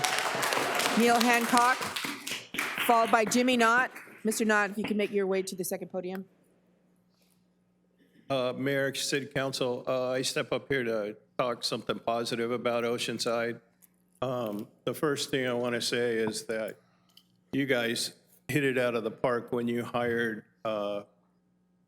Valerie McAdams to manage the landscape maintenance districts. she has been so positive for us and so good. We have had probably 5+, probably closer to 10 years of neglect in ours. And she is turning it around. She's spending your money like crazy, but that's okay. But I know she's coming up, she's probably been here about a year, so she might be coming off probation. I just wanted to say that she's really a positive influence. The second thing I wanted to talk about was the Eddie Jones project. It's too big. You know it's too big. And the EIR that the city's looking at right now, it's based on something that supposedly the developer does not know who's coming, but we're already determining how many trips are going to be on our roads, which is going to create gridlock. We all know what the 76 is like. If you've ever traveled Bennett, it's just going to be a disaster too. Make sure you really put your mind to it and think about the people that live in that area that are going to be impacted. You may not be, but we will be. And the third thing I just wanted to raise was I think that the professionalism that our police department shows tonight and every day is warranted of, thank you very much. We really appreciate them. Thank you. Thank you, Mr. Hancock. Mr. Knott, followed by Lucilma Negron. Mayor, council members, Jimmy Knott, 127 Sherry Lane. What I want to bring forward to you is a request. What you see on the overhead projector there is one of our ordinances. But I don't know if you realize it, but park owners, mobile home park owners, can easily bypass this with $100. That's it. That's all they have to pay. We found this out here about a couple of years, 3 years ago, when one of the parks here in the city decided, well, we don't have to follow this. We'll pay the state fine of $100, which they did. They took all our seniors out of that park. They also took the low income out of the park. They ignored all the requirements that our city staff and our city council had diligently worked towards in order to take and help out those people. Because there's no teeth. I request of you to have the Manufactured Home Fair Practices Commission and our Housing Commission come back to you with teeth in that ordinance that would require that any mobile home park owner that violates the ordinance would have to pay thousands and thousands of dollars instead of a single $100 bill. Thank you. Thank you, Mr. Knott. And our last speaker is Ms. Negron.